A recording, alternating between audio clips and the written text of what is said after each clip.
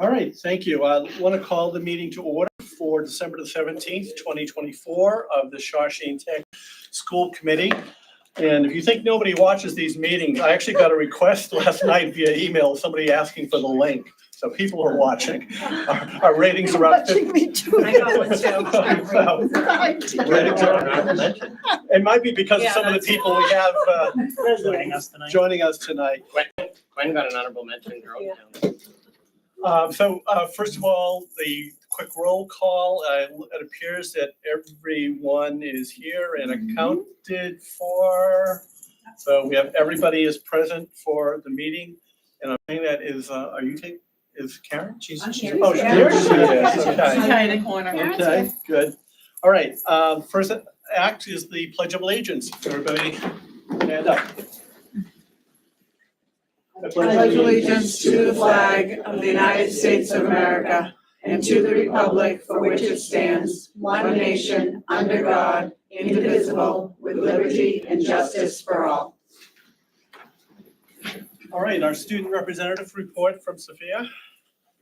Pleasure to be here again. I'll begin my report by highlighting our clubs. Esports had 35 students participating in the fall session.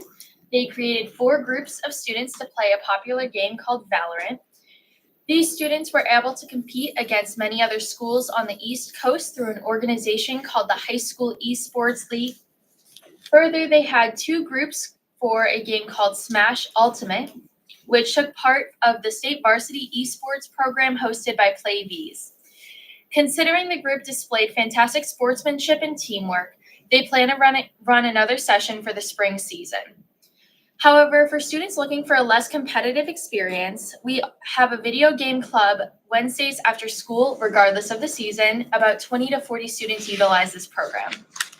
The robotics team attended the VEX V5 High State Qualifier Tournament located at Whitman-Hanson Regional High School last Saturday, December 14th. The Rams were united with Coach Matt Natalie, whom led Cape Cod Tech. The team members displayed outstanding sportsmanship yet again and teamwork.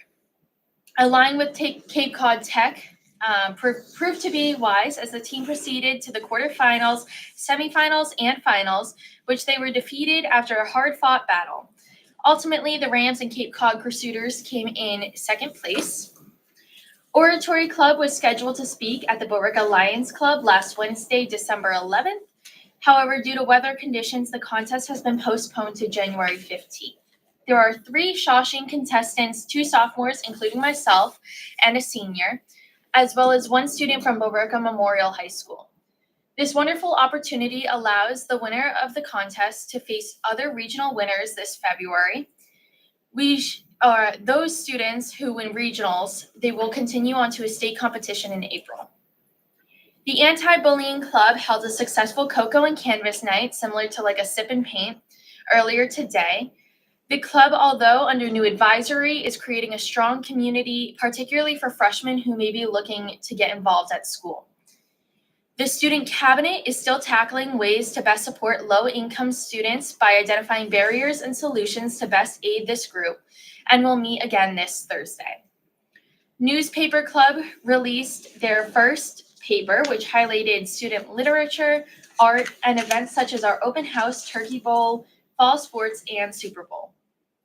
Last Tuesday, Skills USA hosted their annual officer installation ceremony, which highlighted 7 student leaders: Naraya Oscar, Spencer Talbot, Devin Donnelly, Carmela Deasy, Mackenzie Miller, Karina Palencia, and Gianna Manulis.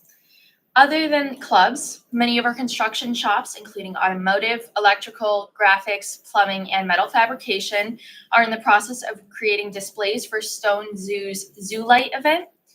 This hard work put in by these students contributes to a magical experience for hundreds of locals.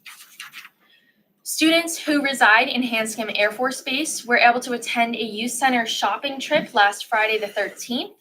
It took place from 5 to 10:30 p.m. at Merrimack Valley Outlets. These students are also eligible for a study club, which meets every Wednesday. The goal of this program is to provide a quiet study space for people, but also offer assistance with things such as SATs, time management, and college interests. Academically, students utilizing Rosetta Stone World Language Program's fall session, which started in October, must finish their courses soon. The session ends December 31st in order to be reflected on the students' transcripts. Although through my experience, it is nothing compared to an in-person Spanish class, it is an exceptional way for students to earn college-required Spanish classes while working around our tight schedule. Yesterday, 86 students in the class of 2025 were rewarded with John and Abigail Adams scholarships for having top MCAS scores. This week, freshmen are finishing up their 8th Explore cycle and only have 6 more until they choose their permanent shop. And last but not least, quarter 2 midterm grades are now finalized as of last Friday the 13th. And I hope everyone has a wonderful holiday. That's all. Thank you so much. Have a good night. It's a tough act to follow.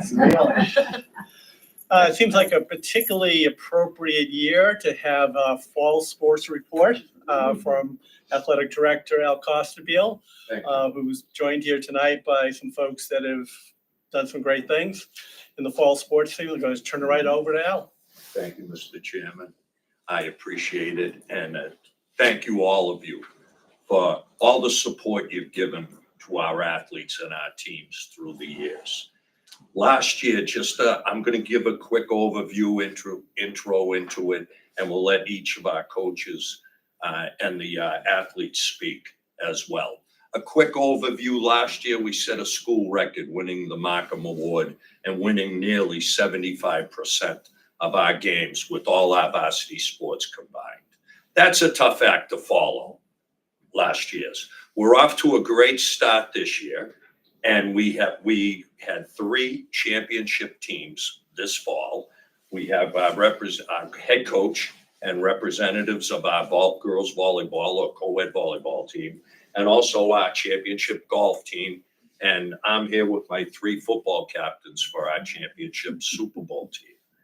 So I'm going to give them a chance to introduce themselves and each coach to talk a little bit about their championship season.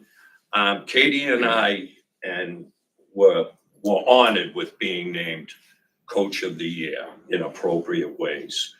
We owe it all to these young people, and that's why I want them to speak. Because, I get credit with a lot of football wins over my career. I haven't made one tackle in any of those games. I haven't blocked a single person in any of those games. I haven't caught a pass. No, wait, one did come out of bounds, and I got it on the first bounce. But it's these people that do it. Your support, the support of everybody around us, the community, we're so honored. And me, I'm very lucky.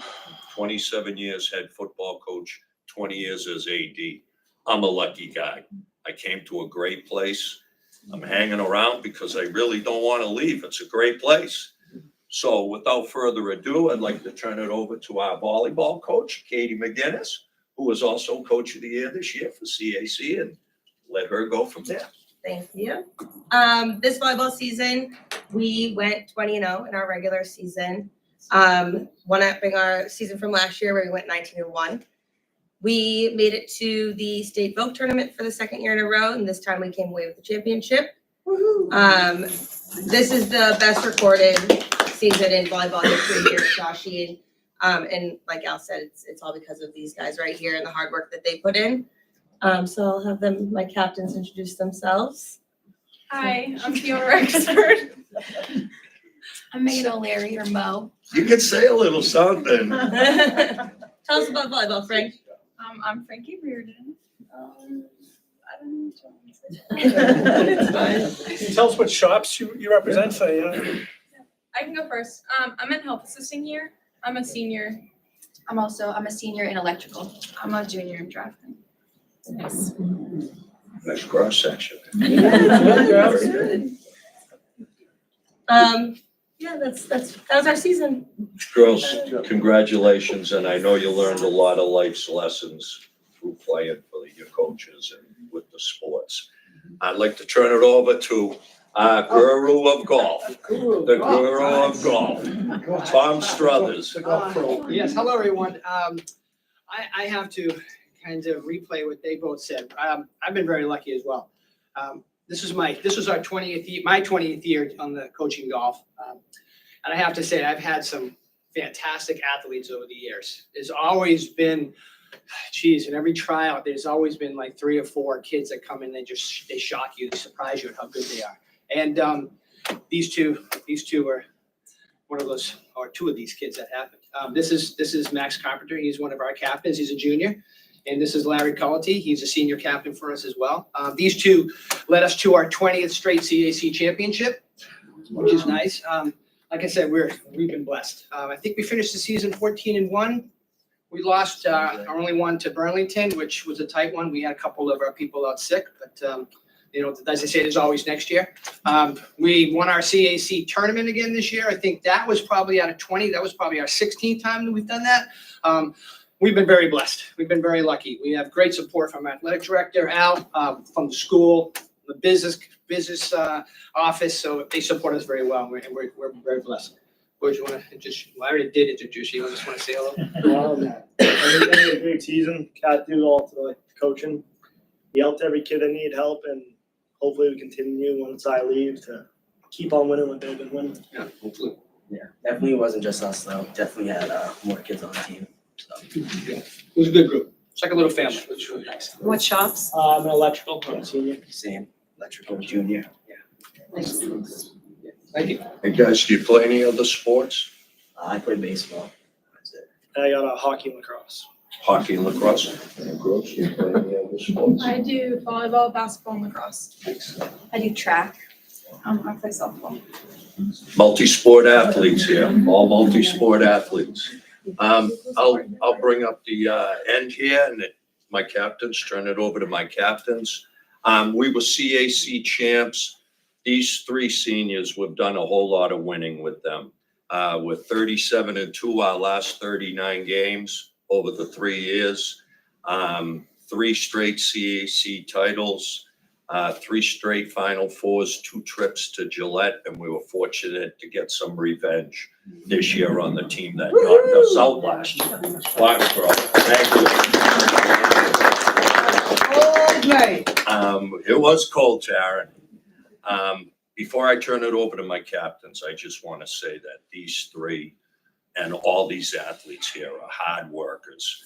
But this group in particular, I've been coaching football nearly 40 years, 33 years as a head coach, the hardest working group I have ever coached. And they came back with this leadership to my left, determined to avenge what happened last year. And by far the hardest working group I've ever had, without a doubt, and in all my years. And I'm so proud of them. I think you can tell how proud I am of them. But they're multi-sport athletes. I'm going to let them introduce themselves. Take it away. I'm a senior in plumbing. I wrestle, I play football, and I do track in the spring. What's your name? Who are you? I know who you are. No, no, no, Tell them what's ahead. Tell the world, tell the TV Video. Sydney Tilsley, I'm from Newark. What shop are you in? Frank Carbone, plumbing, senior, football, wrestling, and lacrosse. Zach Timmons, senior. I'm an HVAC and I play hockey, lacrosse, and football. And last year, hockey went to the Final Four during the Markham year. And we have wrestling champions here to my left. State champions, New England champions, All-American. So very, very honored to have coached these people. Very honored. I'm very lucky. I'm very lucky. I don't know if I mentioned that earlier. I'm a lucky guy. We should mention, since we have some of the folks here, yes, obviously the Super Bowl was great. And it was 60 degrees today, which is about 50 degrees warmer than it was that night. Right. But in addition to what I want to appreciate the principal cook and the superintendent and Kevin and some of the other staff members who brought a busload of folks down there. And those sections 105 to 108 were pretty well filled up that night with people from the Shawshene community. everybody, to my knowledge, was well behaved. It was very, very well received, and people really appreciated it. It was a great sort of culmination of, excellent sports season. And it's also interesting to hear what else you all do. Thank you very much. Brian, I just wanted to say, and because sports has been a major part of my life. Katie, we love what you're doing in the library. You have brought such life back to that volleyball Thank program. you. So proud to follow it. Ladies, you did an incredible job. Put us on the map. Yeah, they did. And I hope it's gonna stay. Thank you. Golf, I wish I could play as good as you guys. You're amazing. You're amazing. And you got a great coach. And guys, and I gotta think about this, the coach knows this, when you get to the mountain, you gotta get it done. And I was praying, I hope they win this game. Because, Sid, when you get to that championship match and you lose it, they don't care. 10 years from now, they can say, you're the guy that won the Super Bowl. And that's it. I saw it in 2010, but I think it was harder this time because it's a better format. Yes, Different format. yes. So More difficult congratulations. format. Congratulations Thank to you. everybody. Thank you. And so I'm just very proud to be part of the school. Thank Mr. you Chairman. very much. Thank We appreciate that. All right. Thank you. Thank you all. of you. Thank you.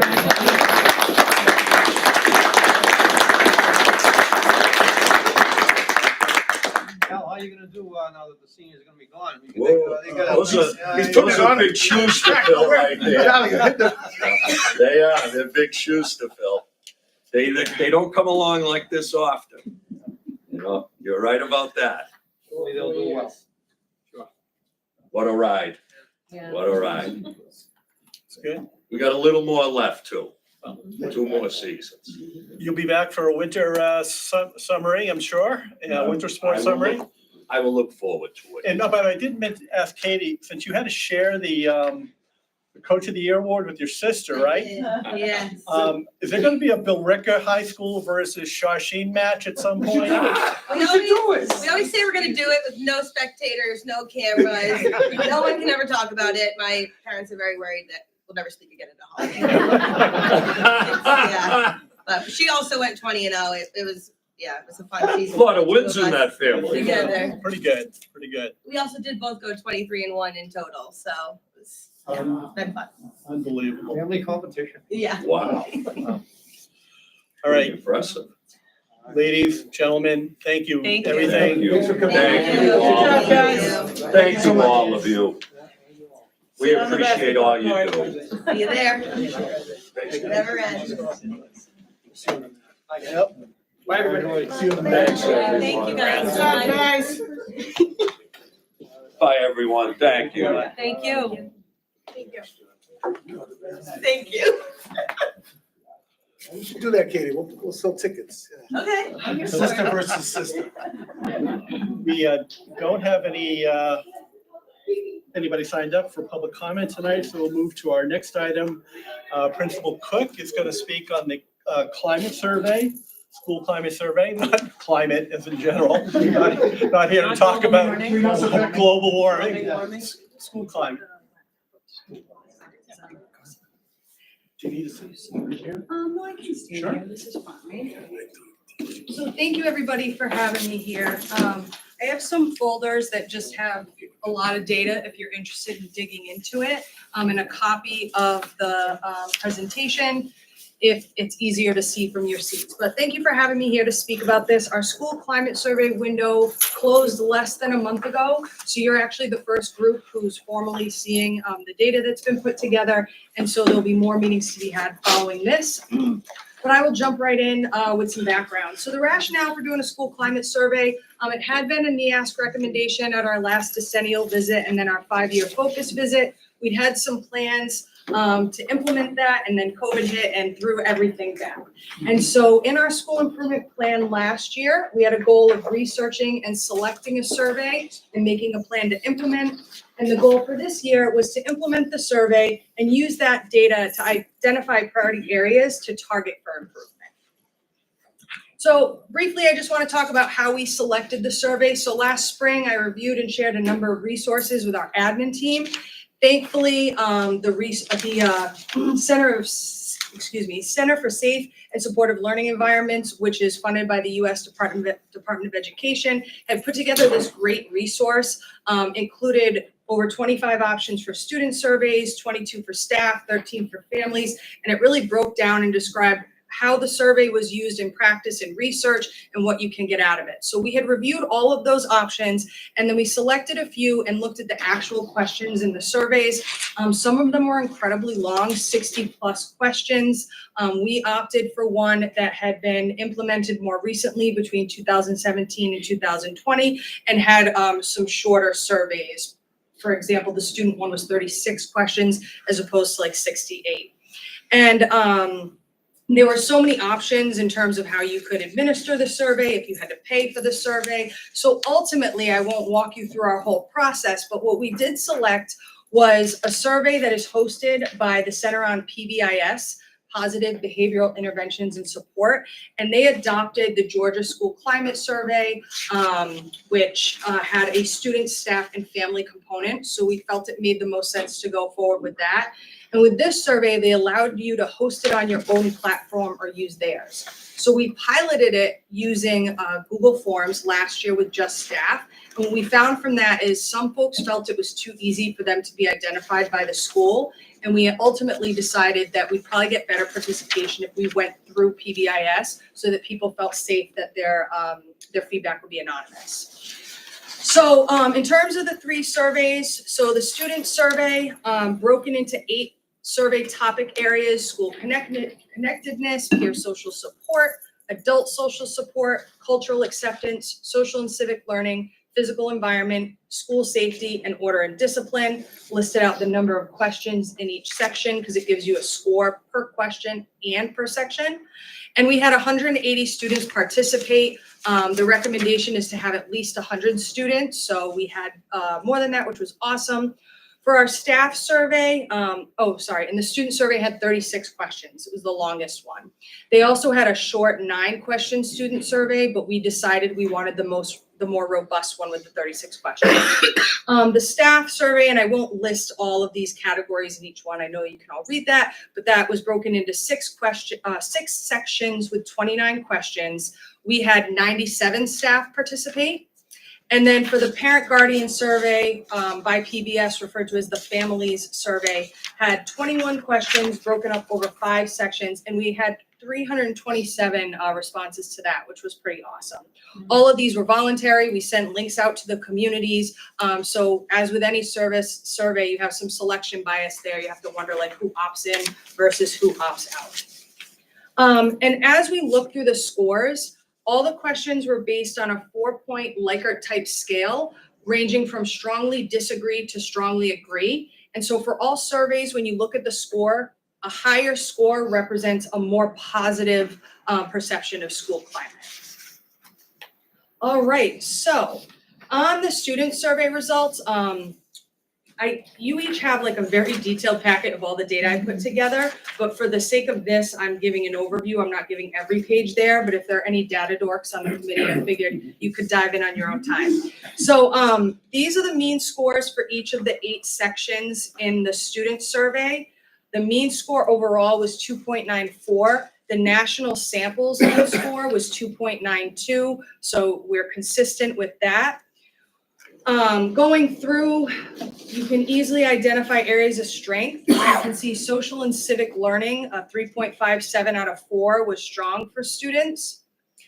And then I just showed the actual questions from this and the scores within that section. So for example, I treat other students fairly, 3.62. Doing the right thing is important to me, 3.63, and so on. So this was an absolute area of strength in responses for students.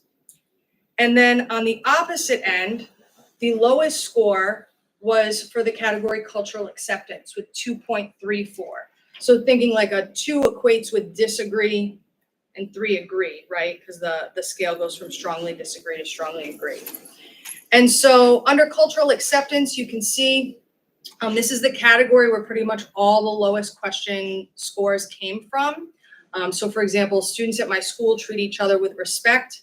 The mean score was 2.17 on that, for example. And so this level of analysis alone lets you quickly say, hey, this is the area we have to continue to celebrate. This is the area we need to dive into for improvement. There's a lot you can do with the data. So on this next slide, there were 36 student questions. So I just ranked by score, highest to lowest, the top 16 questions. That's something that you want to look through. And in the column all the way to the left, it tells you the survey section it's from. So the top 5 were from section 5. It's the one on the last slide that was our highest area. And then on the flip, this scale over on the right it is ranked from lowest score, so the bottom 16 scores. And we can see, section 4, a number of those questions are obviously in there because that was the lowest score. So this allows you to see the mean score per question. When we look at this data a bit deeper with the admin team, when I bring it to school council, other teams at the school, one thing I was able to do, that they give us the raw data, but they don't have it all compiled together like this. So you have 3 packets in your folders, one for each survey. So the student data survey, this is just section 1. And what it does is it has the questions all the way to the left. It gives you the mean score. But then, and this is based on self-reporting by the student, you can look at subgroups by gender, by race and ethnicity, by grade. The grade 0 is just a student who didn't say their grade, by IEP status, and by sexual identity. One of the limitations with using the PBIS platform that I didn't anticipate, I didn't realize they wouldn't give us raw numbers around demographic data. So the only thing I can tell you is each subgroup up here had 5 or more respondents. If it was 5 or less, they didn't include it. So for example, you'll see that we have some parents who responded identifying as multiracial, but no students did. So let me rephrase that. If students did, it was fewer than 5. So that category is not here. So I always like to see raw numbers in addition, because if there are 5 in one category versus 95 in another, that's not really an equal playing field. So that is one limitation of using theirs.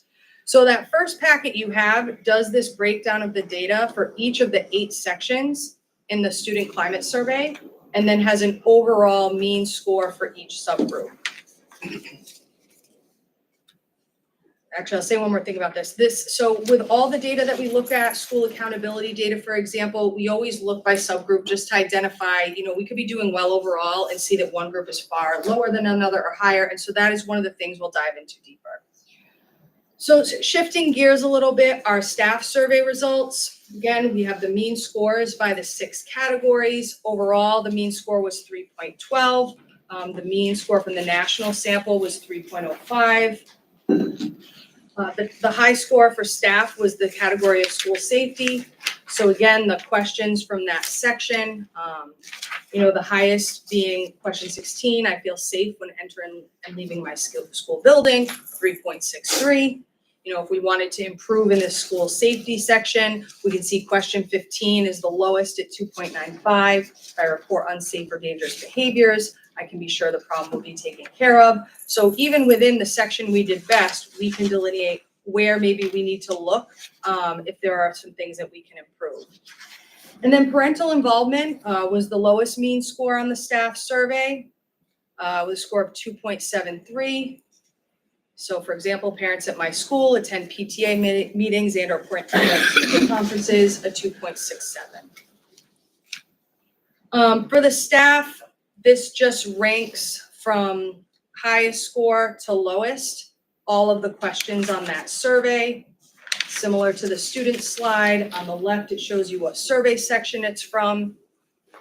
I tried to just show a couple different views because I know people process information differently. And then similarly, the second packet is staff data by subgroup. The only questions they asked were based on gender, race, ethnicity, and by grade. And again, it only shows white or no response for race, ethnicity, because if anyone chose another category, there were fewer than 5 people who did. And we'll just do the same thing with the parent, guardian, or families survey results. This had 5 categories. If you notice, the parents' mean scores are the strongest overall, 3.48, 3.47. So the top 4 categories are all just very strong, so I didn't break any of them down, but I thought it was worthwhile breaking down the lower one, parental involvement.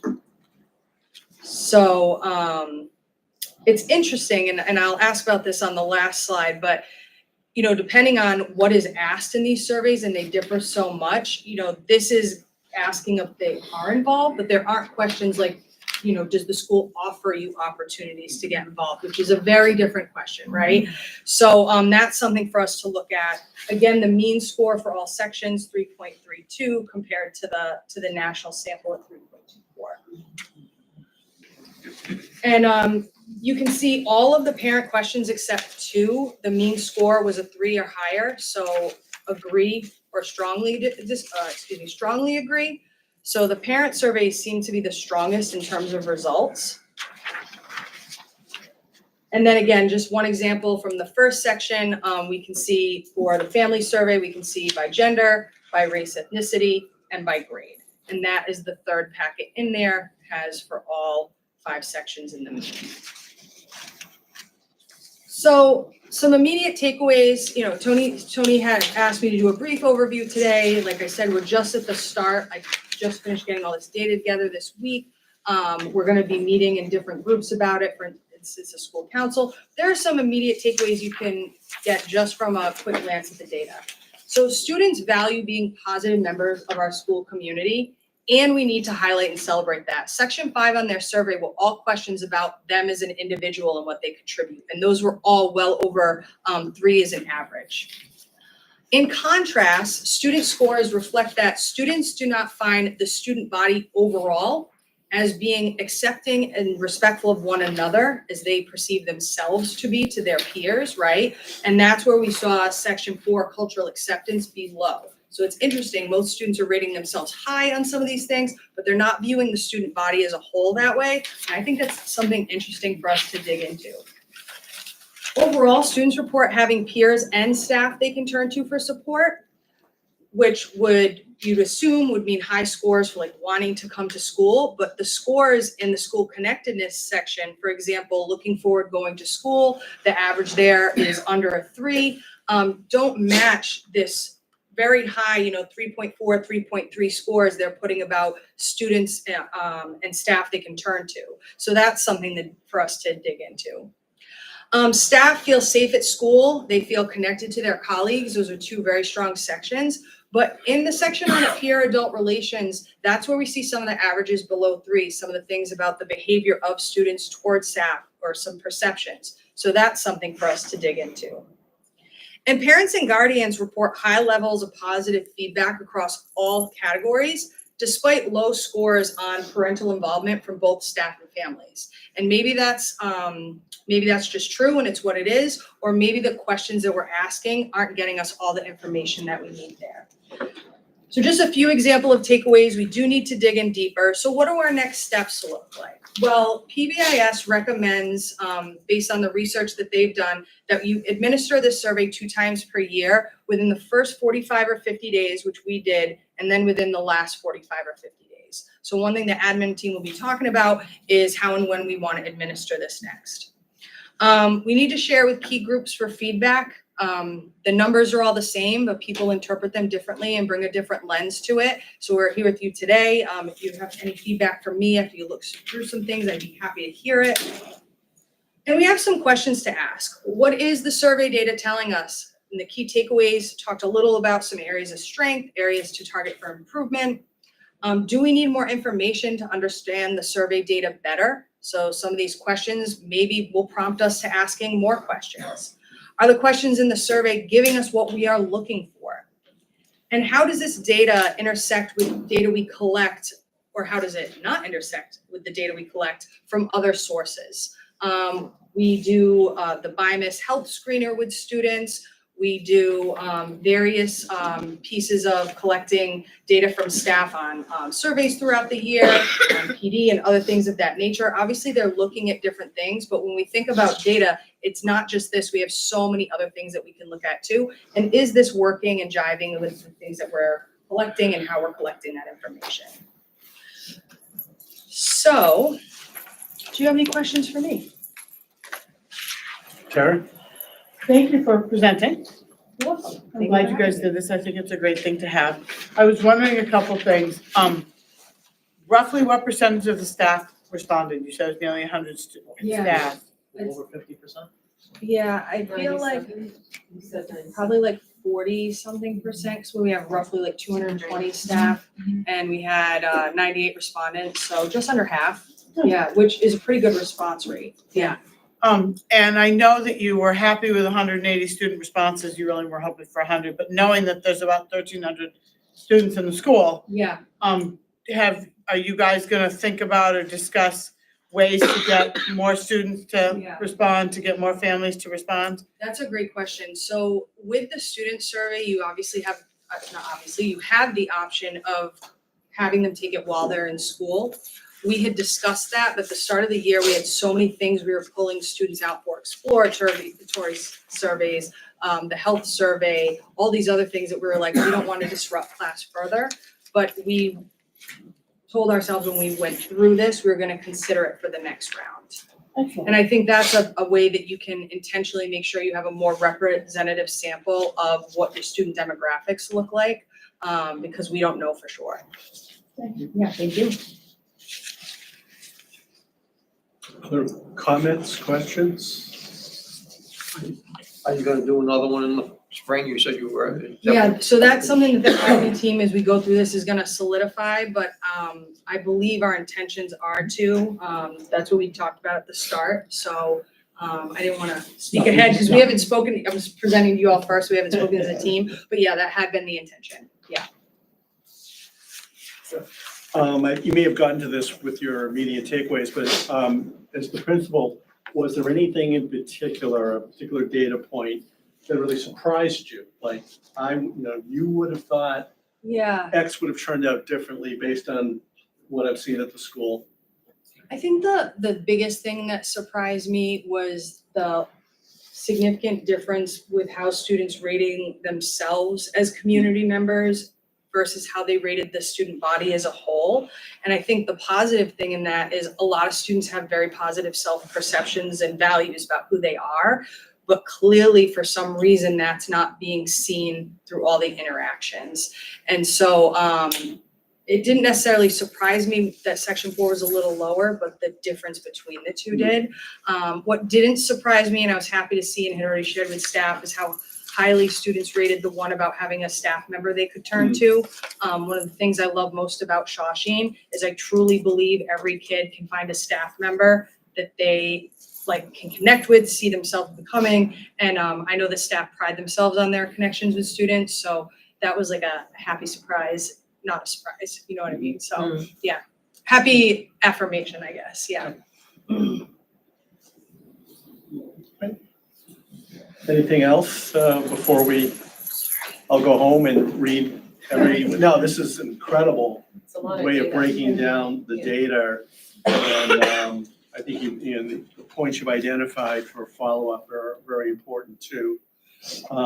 Because there may be a little disconnect there, and hopefully as I wasn't able to sort of follow for each of the categories, hopefully some of what you just described evolves a little bit as kids move from the 9th grade through the 12th grade.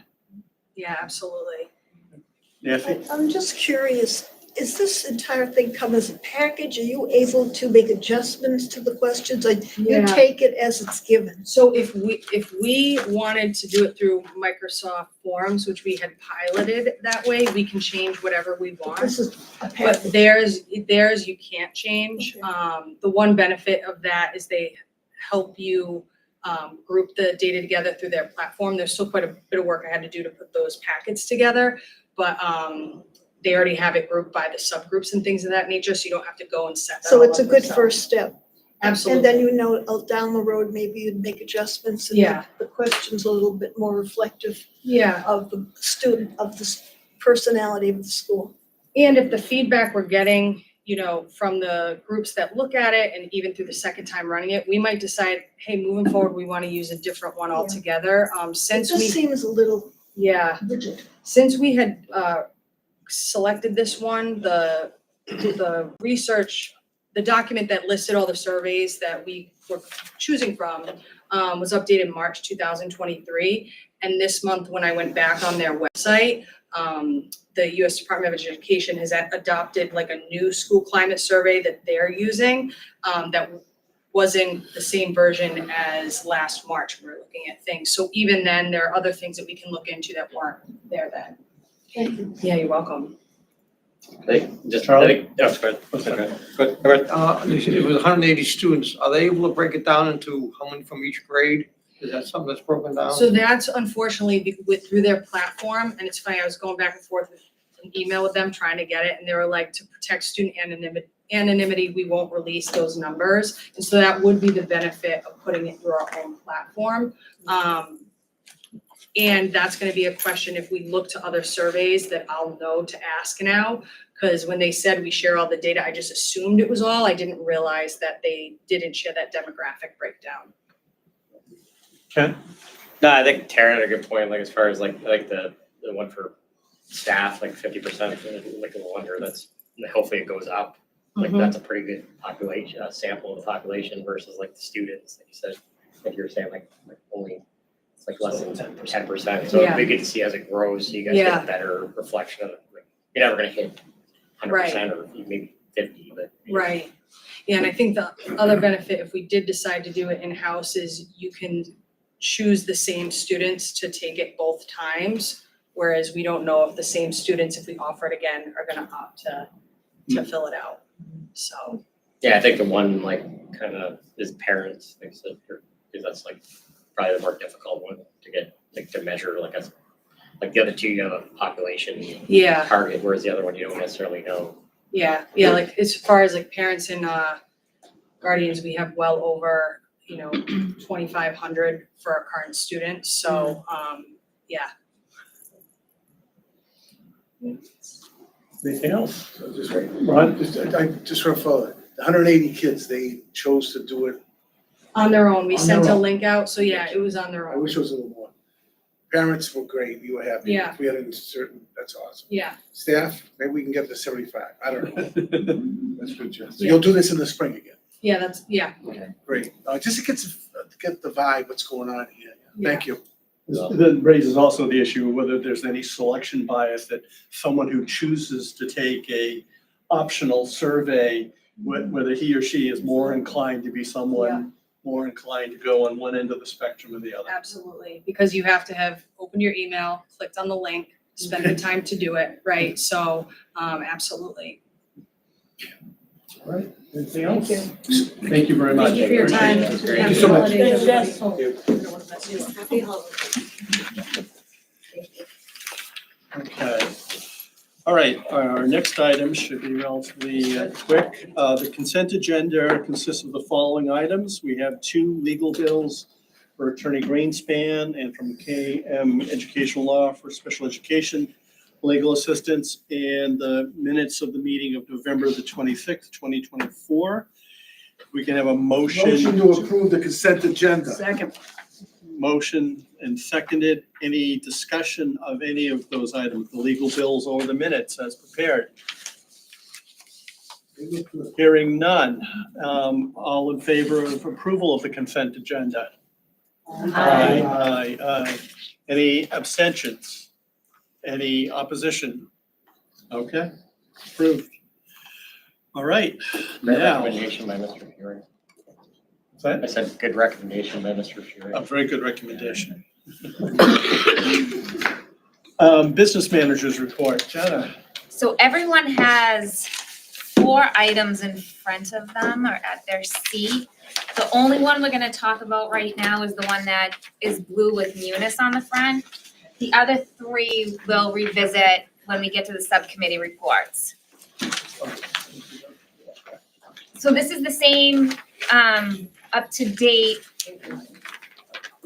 usage by department that I give you every single meeting. But I'd like to turn your attention to the back of the page so you can see what I've given you in addition. And I'm going to make this cumulative as the year goes on as far as our fund balances go. One fund balance that I added citizens. I did not have that the last time. So citizens is actually how we pay people and pay our bills. Our money has to go through them to actually make those payments. So that's our citizen balance at at the end of November. The other thing I added that you didn't see last time is the operating budget, which is part of MMDT, the treasury. This operating budget is where our revolving accounts live. It's where E&D is. It's where money is deposited to us from the state. It's where money is deposited from the grants. So there's a lot of funds included in that operating budget. When we need money in Citizens, it's a transfer from that operating account to the Citizens account. So that's the account that has the most movement with these funds. All the other accounts, like the trust, you're gonna see that they increase by the interest they're earning. And student activity, that could be pretty volatile, as well as like night school and the revolving accounts, because they're fundraising and spending, or doing something for the community, get that money, spend it on something else. So that was a couple things I added that I didn't have at the last meeting. And I'm also going to include going forward this year is this snippet on grants. If you notice, I just put them in order by title. There's no numerical order here. I'm gonna change that remaining column every time we meet, so that column will change by date. But this is to show you what we've spent so far on the grants that we've been awarded. Some of them, like Title I, we've spent nothing because we're still spending our Title I grant from last year. So we haven't dipped into this one yet because you can carry it into the next year. Like the skills lab modernization, that's the metal fab project that we got $1 million for. And then a lot of these are special ed grants and entitlement grants versus competitive grants. Any questions about it? I think giving the fund balances and the grants gives you a fuller picture of everything that's going on in the district. And you'll be able to see a change as the year goes on. And then the other three, you're gonna wanna hang tight on these packets, because we'll get to these during subcommittee reports. So this one you're done with for now, you can slide it away. Keep out the other three for when we review those subcommittees. Okay, any questions on the first handout? Is it possible just for people's education? I mean, it came out of the audit, like just the outside accounts, like what basically which trusts and how they work, and is it possible for like one of the next meetings that you could have some type of like Our yeah, just to kind of like how they insurance, work and what the compensated. purpose is. Yep. Like we do have like a bunch of new members, like how they're Sure.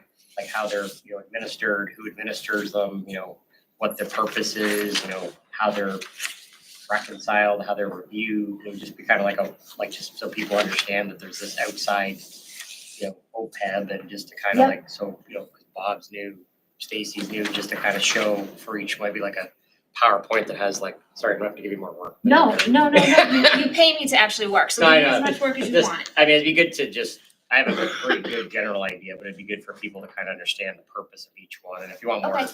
we can kind of, but it's just, I think it'd be good for people to know, because it's this outside huge chunk of money that people don't always, you know what they're for. Right. Yeah, it's for. And I actually don't have OPEB in here because it's an external Yeah. account, but I'm gonna add it for the next one so we can It'd be good also to like track how that. they're what they're How held they're in, what their vested, performing. yeah, what their rates are. Yep. I mean, it'd be good to have that, just because it kind of Sure. gets kind of not left the wayside, maybe it's a water room, but. it's good I'll for- bring some detail on each Okay. account Yeah. for the next meeting Sorry. or the meeting after, whatever agenda you put it on, I'll do it. Okay.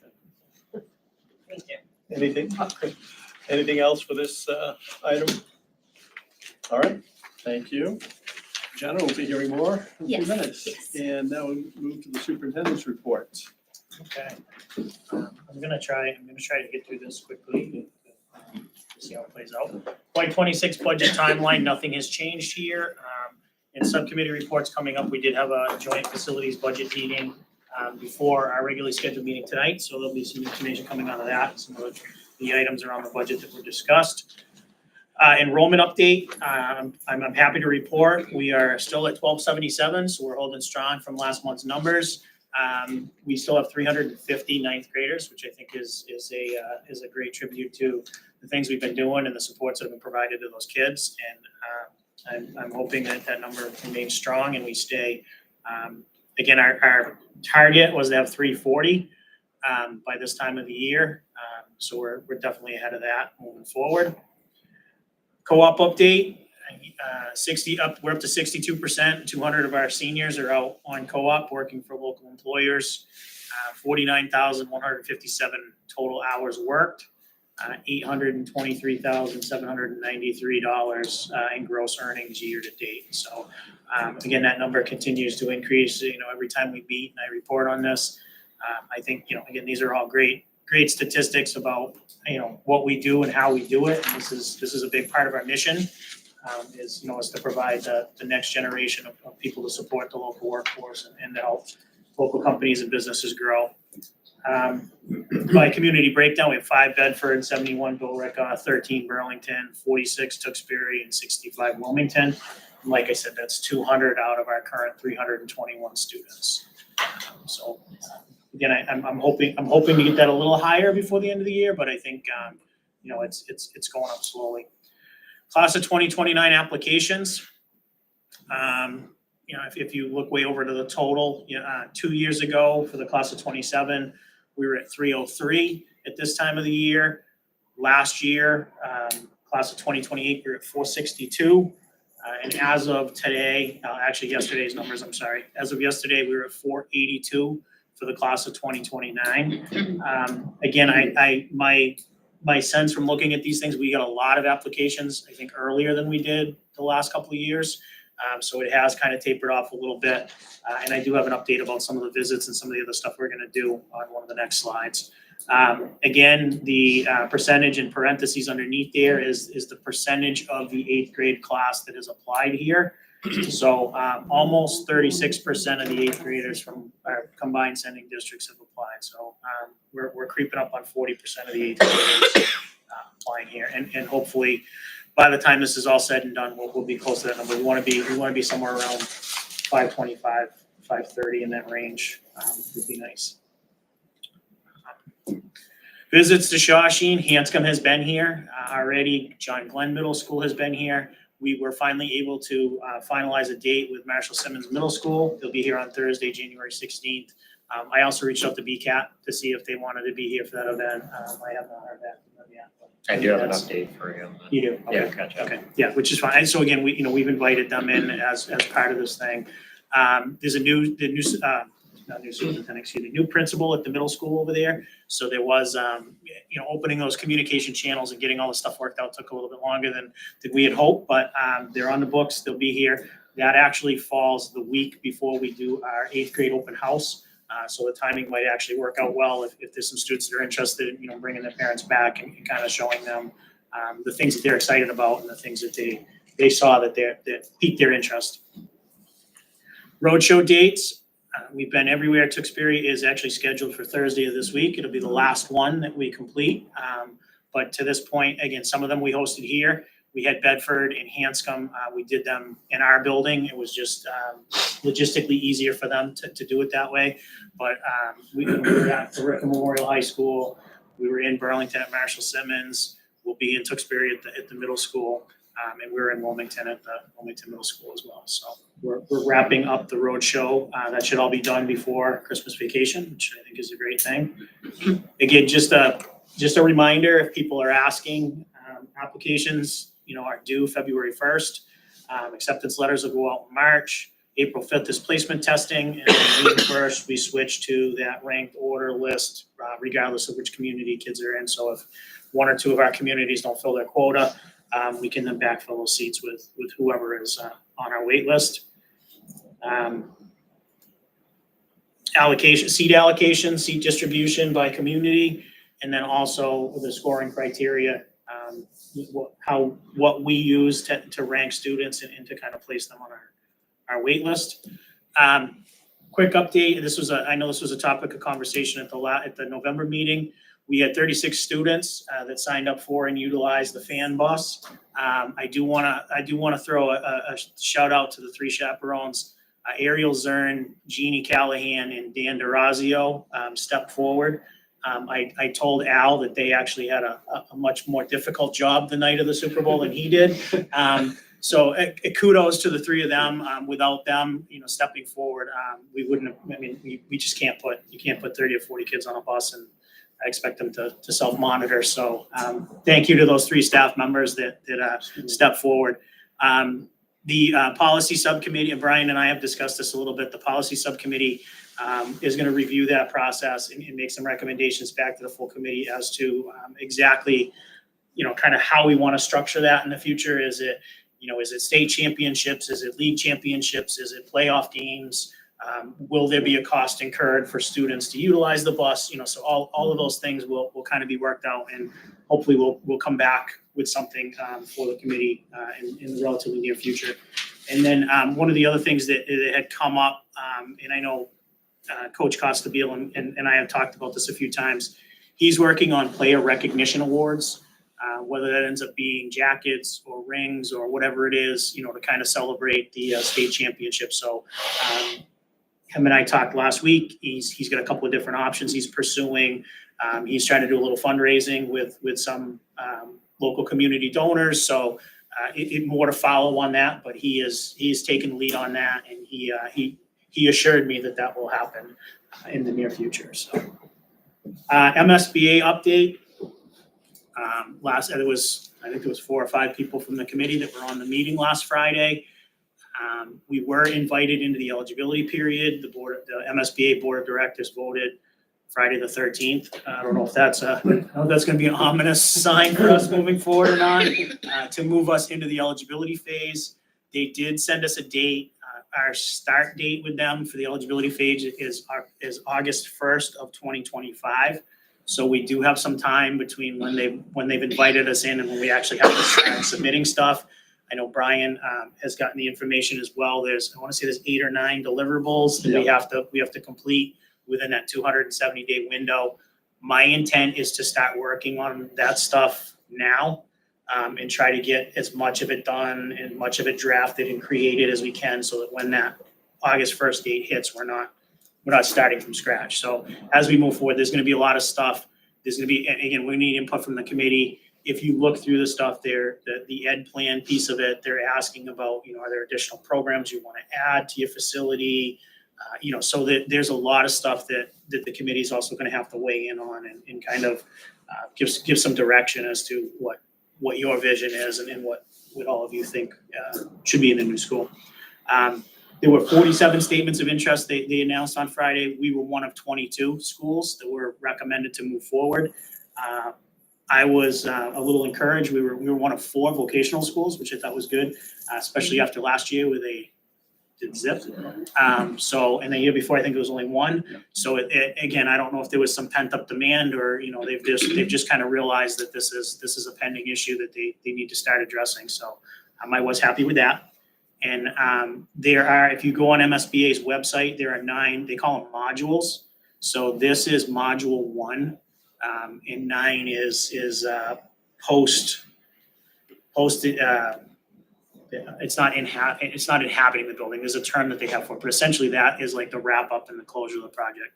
You're talking, it's probably 10, 12 years from start to finish with everything being all done.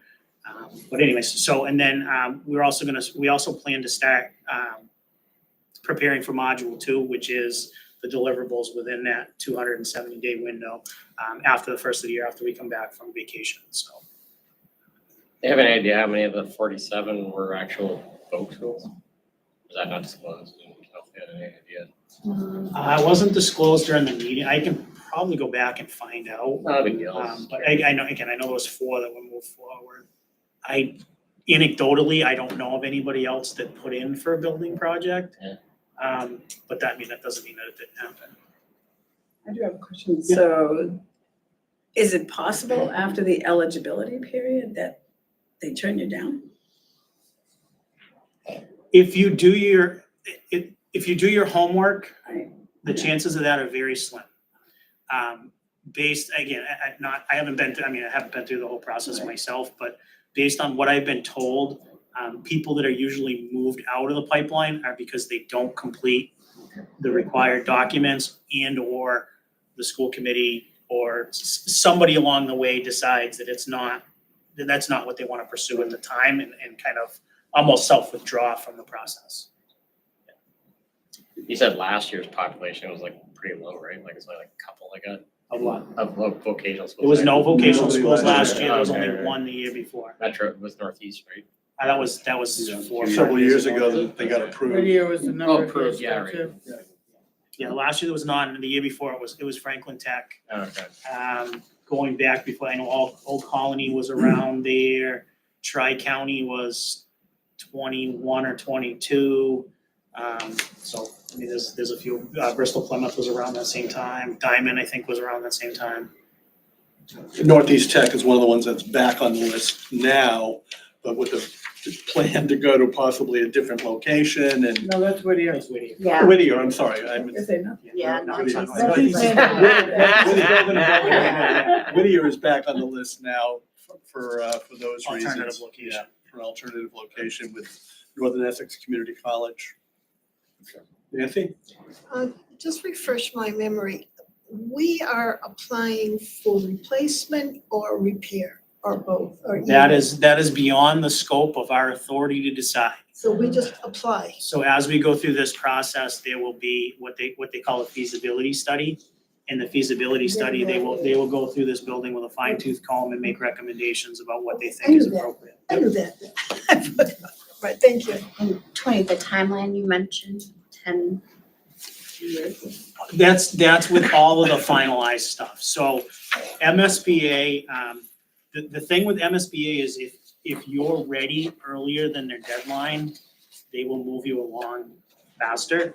So, again, I think they're, based on what I know from other schools, you're looking at 2 to 3 years to go through the whole planning process, the feasibility study, the recommended design piece. So I think we're looking at 2 or 3 years to get to a potential funding vote, based on, what, and I mean, there's stuff coming up. Again, I don't know who's interested or how we want to structure this, but we're gonna have to put together a building committee. There's a lot of stuff that they look for in this initial phase to show that we've done some planning and we have some foresight as to the direction we want to go and how we want to do things. So that'll come up as well. And design, bidding with pre-qualification of all the contractors and construction is probably 2 to 3, easily 3 years, I would say. So there's probably no child in the building currently who will, which, as we're gonna get to with some of the subcommittee reports, is an issue that we're gonna be dealing with constantly in the years ahead. Ron? That was when I was watching it, I had a connection issue with. That is unanimous vote on the MSBA, correct? There was a woman who was speaking. Yeah. I got really concerned. Yeah. And was she a voting member? Is she a voting member? Yes. Okay, she was going off on a tangent for the whole board here. She was going off on a tangent about the emissions thing and I was gonna send a text message out like, shut this woman up. But I just bit my tongue. She's like, well, why should we fund these voc schools when we don't know what kind of kids are coming in there? Emissions program. And I'm thank God the board. She had commentary on every single item Okay. that was on the agenda, Educational so it wasn't just us. So I know, it was interesting, Tori, for me, to sit through this and see what this is all about, and everybody gets up there and says, yeah, we need a school, I need this, and they go, thank you. And I know Tara made the comment about, should we have brought the representatives, but some towns and districts brought their representatives in, but who knows, but anyway, so, Tone, we're at the table. We're on, here we go, marching forward. And I will say that woman was negative, but the response from the moderator of the meeting was, Yeah. we're not gonna worry about that. Like, she That's beyond our she's scope. very polite about it, but she dismissed it immediately. Right, the Executive Treasurer Goldberg's comment was, there will be an educational plan developed, that's part of those It's part of the deliverables. process, yeah. But it's not gonna be at the granular level of whether we have it's really not gonna make a difference whether we have a lottery or the current admissions process. We're still gonna teach the kids. We're not gonna Same stop thing. teaching them just because it's a different process to get them in the building. It's not gonna affect our instructional approach, it's not gonna affect the programs we offer, it's not gonna affect any of that stuff, so. Sounds good. So I included this in my report. I didn't do this as separate agenda items. If people prefer that way, please tell me and we can modify this going forward. We did get a request from the Town of Tewksbury Council on Aging to do some, I'll term it as some interior renovation work at their facility. So I guess I'm looking to the committee to a yay or nay on whether we want to move forward with that community project request. And then also, actually, I think it was just this morning, I got a request. We have an alumni-owned company that wants to donate jerseys for the girls' hockey team, which is a co-op between us, Bedford, and Lowell High School. And my understanding is now they all have different jerseys depending upon which school they're representing. So this company has offered to purchase those jerseys so that everybody has a standard kind of look and kind of format to them for the team. So these are two things I'm looking to the committee for a yes, no feedback. Parents? Is it correct to assume that this town of Tewksbury COA application, if the school didn't feel it was matching with what the kids are learning and doing, it would not have come to us? Absolutely. Yeah, so I have a recommendation from Dave Norkowitz to move forward with this.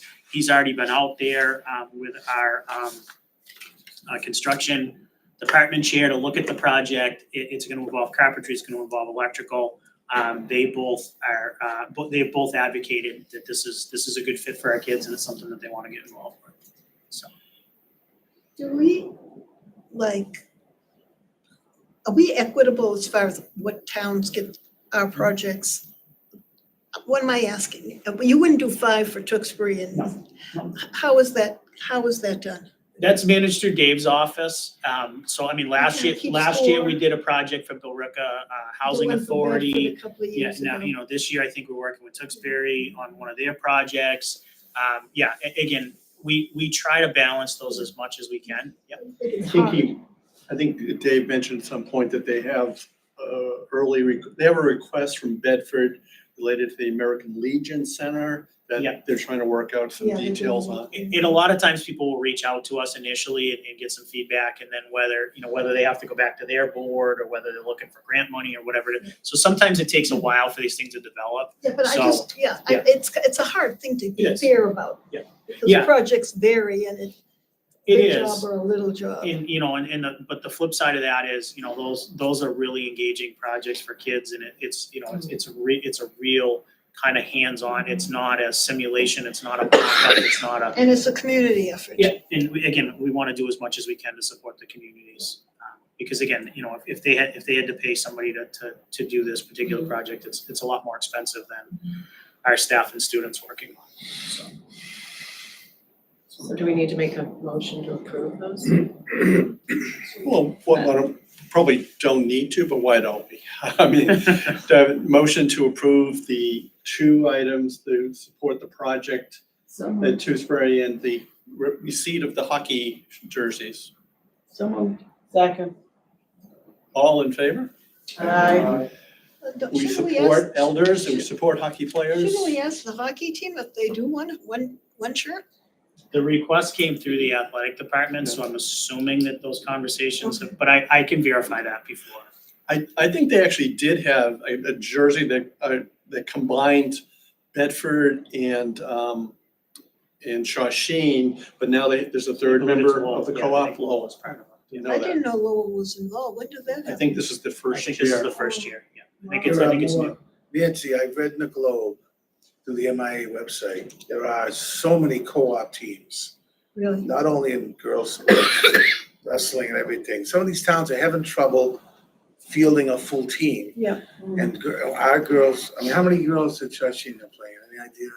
It's 10 or 12. Which is Yeah, great. they had some time last year where they had relatively small squads. They had, due to injuries and things like that, so. So girls from Bedford are joining us. Right. Obviously, Lowell High's numbers were down. Mm. So it's nice to have. Chelmsford have been a joint hockey team for Yeah. at least 4 years. Yeah. And those 2 programs were strong. We just got new jerseys too, so it's funny they're talking doing girls. that. Yeah, years ago, Because we had Billerica girls- inconsistent jerseys. And Chelmsford Girl was Yeah. strong, Tony. Billerica girls, my niece played for Chelsea. 2 strong programs. Numbers were, now they're together, And that's it, so that's what's going on out there. Not all towns.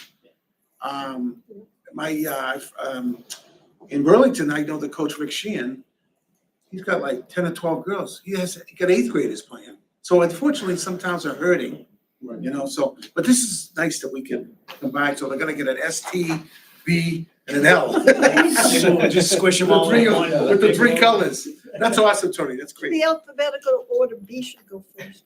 B, Not that the representative from Bedford is biased in this conversation. that's good, okay. It's nice that that company's donating. Yes, for- yeah.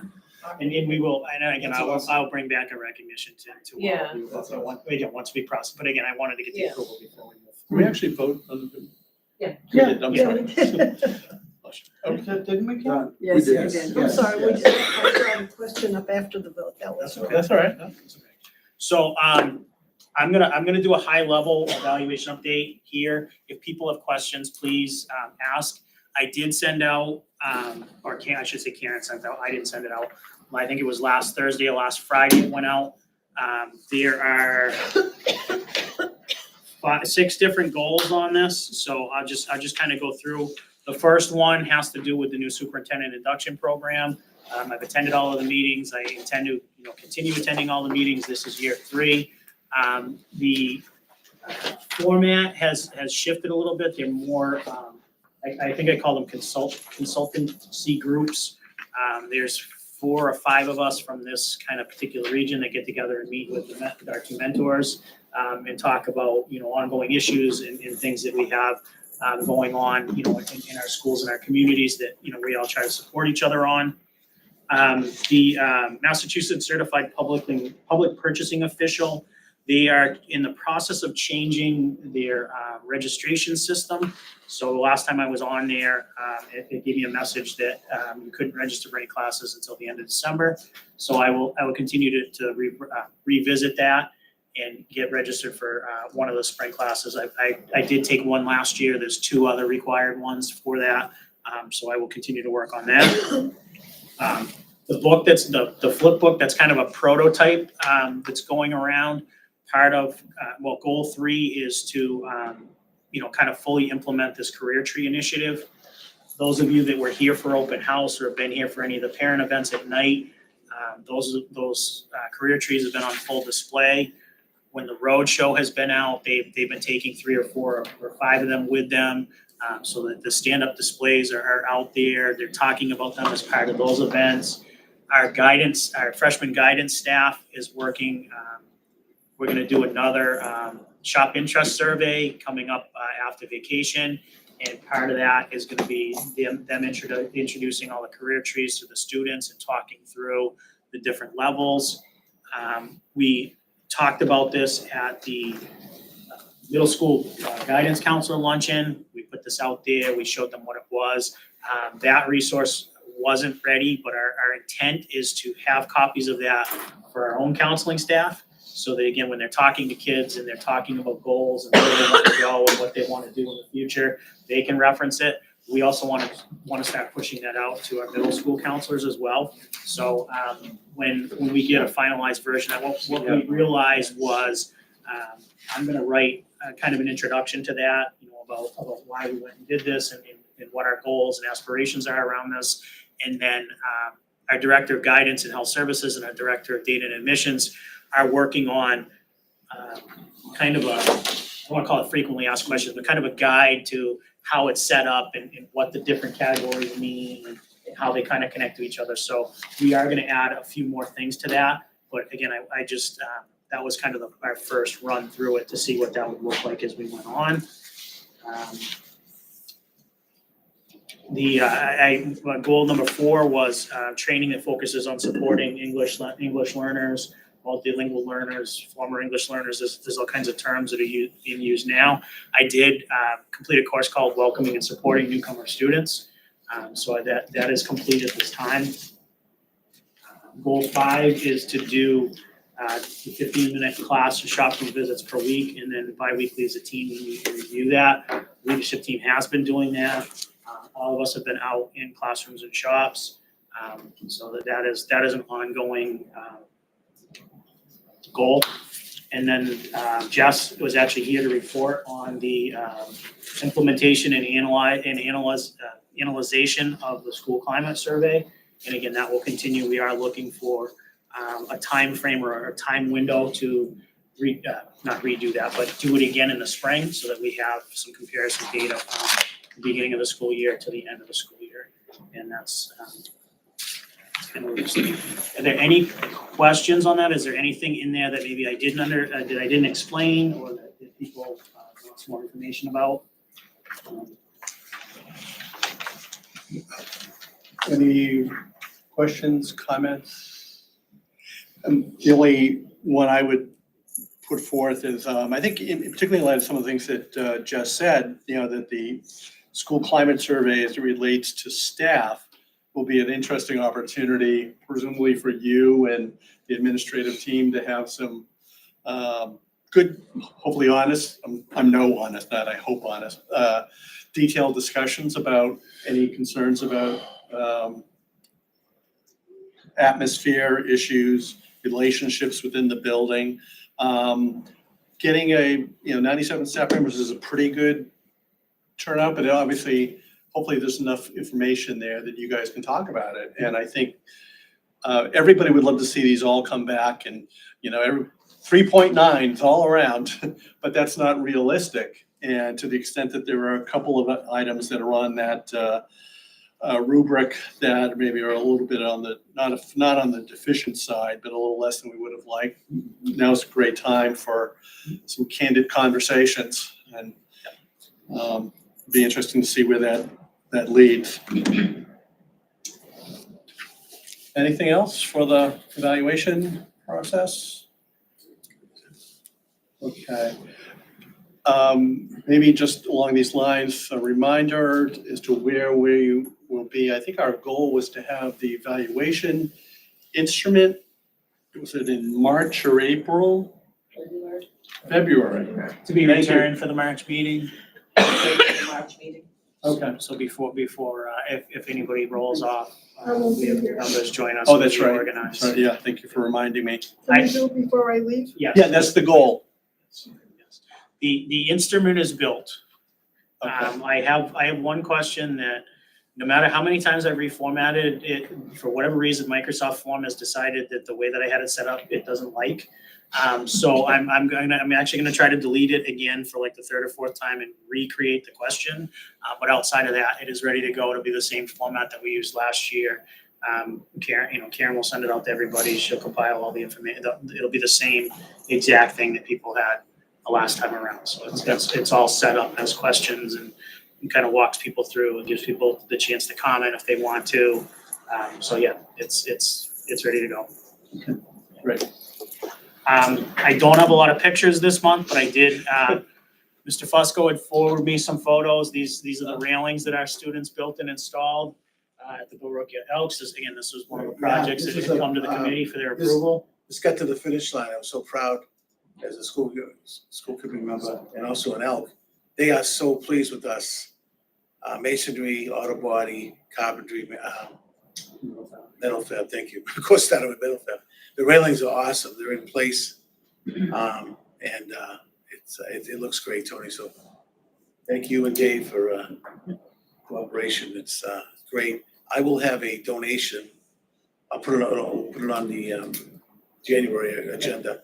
I was told on Saturday, they have money from the state that they would like to give to organizations, of course, and schools. So it'll be in the sum of $500, and I'll put that on the January. We'll accept it. I think we'll have the check by then, and we could put that in. We put the last money into the metal fab revolving. We can put this in masonry or whatever you want to do. It's good. So it's good. It's just great community relationship, and most of them. There's so many members in there who are graduates, and so it was so nice to do this job.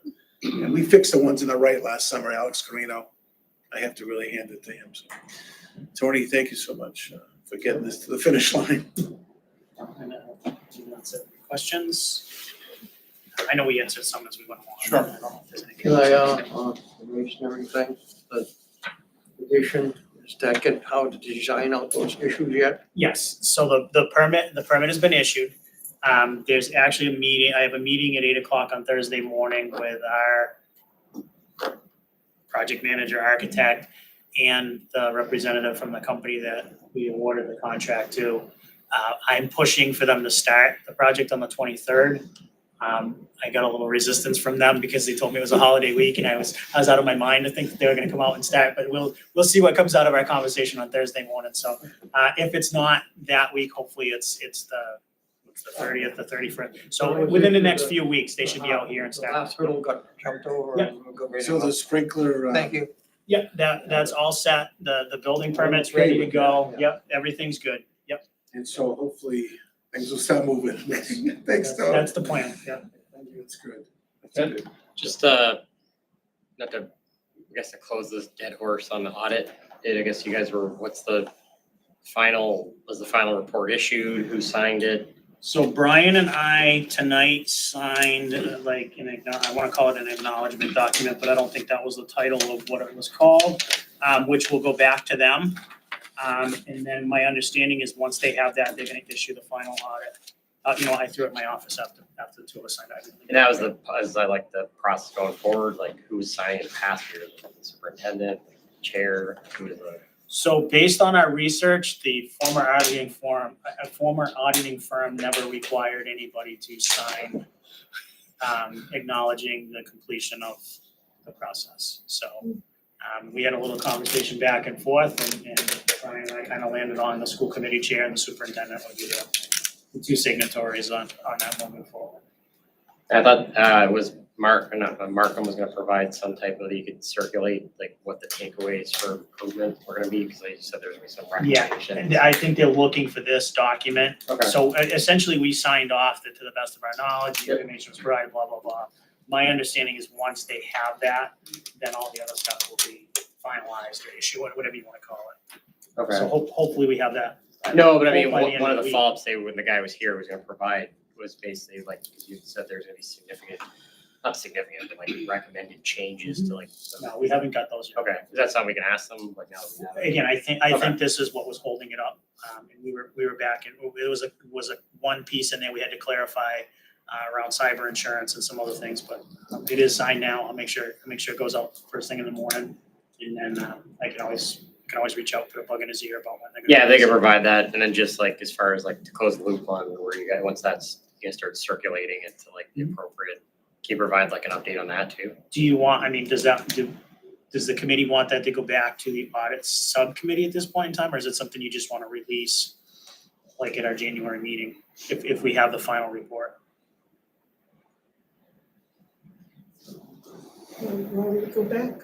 I think we have. I don't know if they wanna review it first. I mean, I think we already, they kind of already mentioned what was gonna be in it. My feeling is, unless there's some crazy changes from what they presented, I would say, I don't think we need to have a subcommittee review. I think more just maybe like an update at the January meeting, like what you got back from them, maybe an update on like what the parties were as far as like, Markham's like follow-up, like what are gonna be the changes recommended, and then maybe you can just provide it like that all the appropriate counterparties have been provided, so we're in the same nonsense. To like Moody's and. Yeah, just like maybe a list just to provide an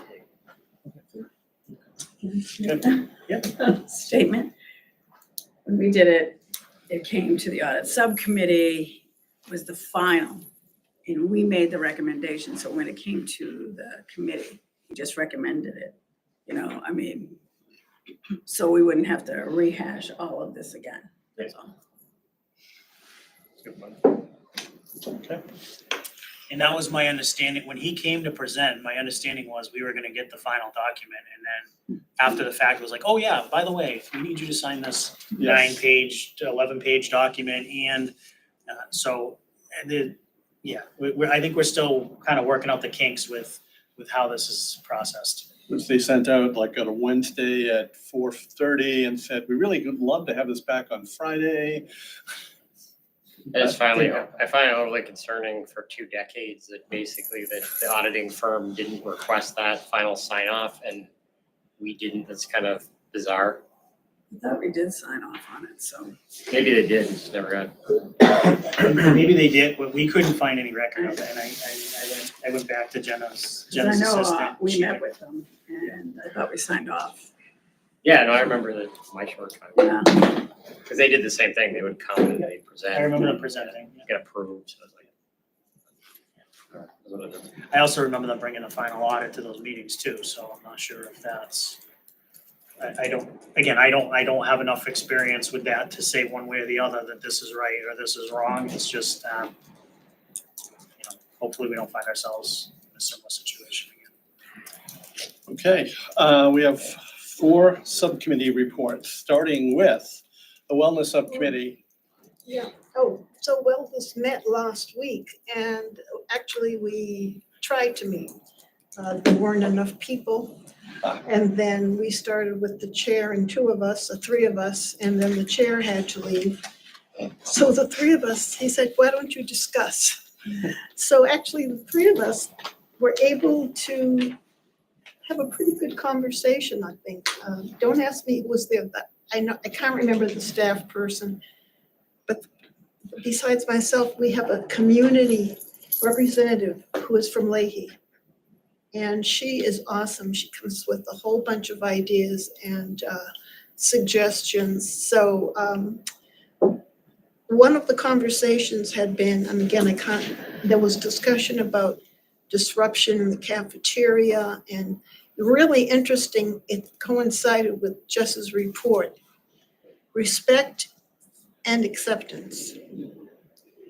That seemed to be the low point on this survey. And it seems to be a lack of respect and kind of a bullying because kids are not accepting of the other. This is coming from a staff person. I can't tell you who it is. I'm not telling you because I just don't know who it was. But I think it was really interesting that it coincided with her statement, and that was really very, anyway, they were talking a lot about it, that this has got to be addressed. They all felt very strongly about it, so I think once this gets out, that together, when staff gets into it, it'll be part of the vernacular and hopefully a solution. And I have to say, when I first started doing wellness a couple of years ago, I was told, oh, it's no biggie. It's not worth going to.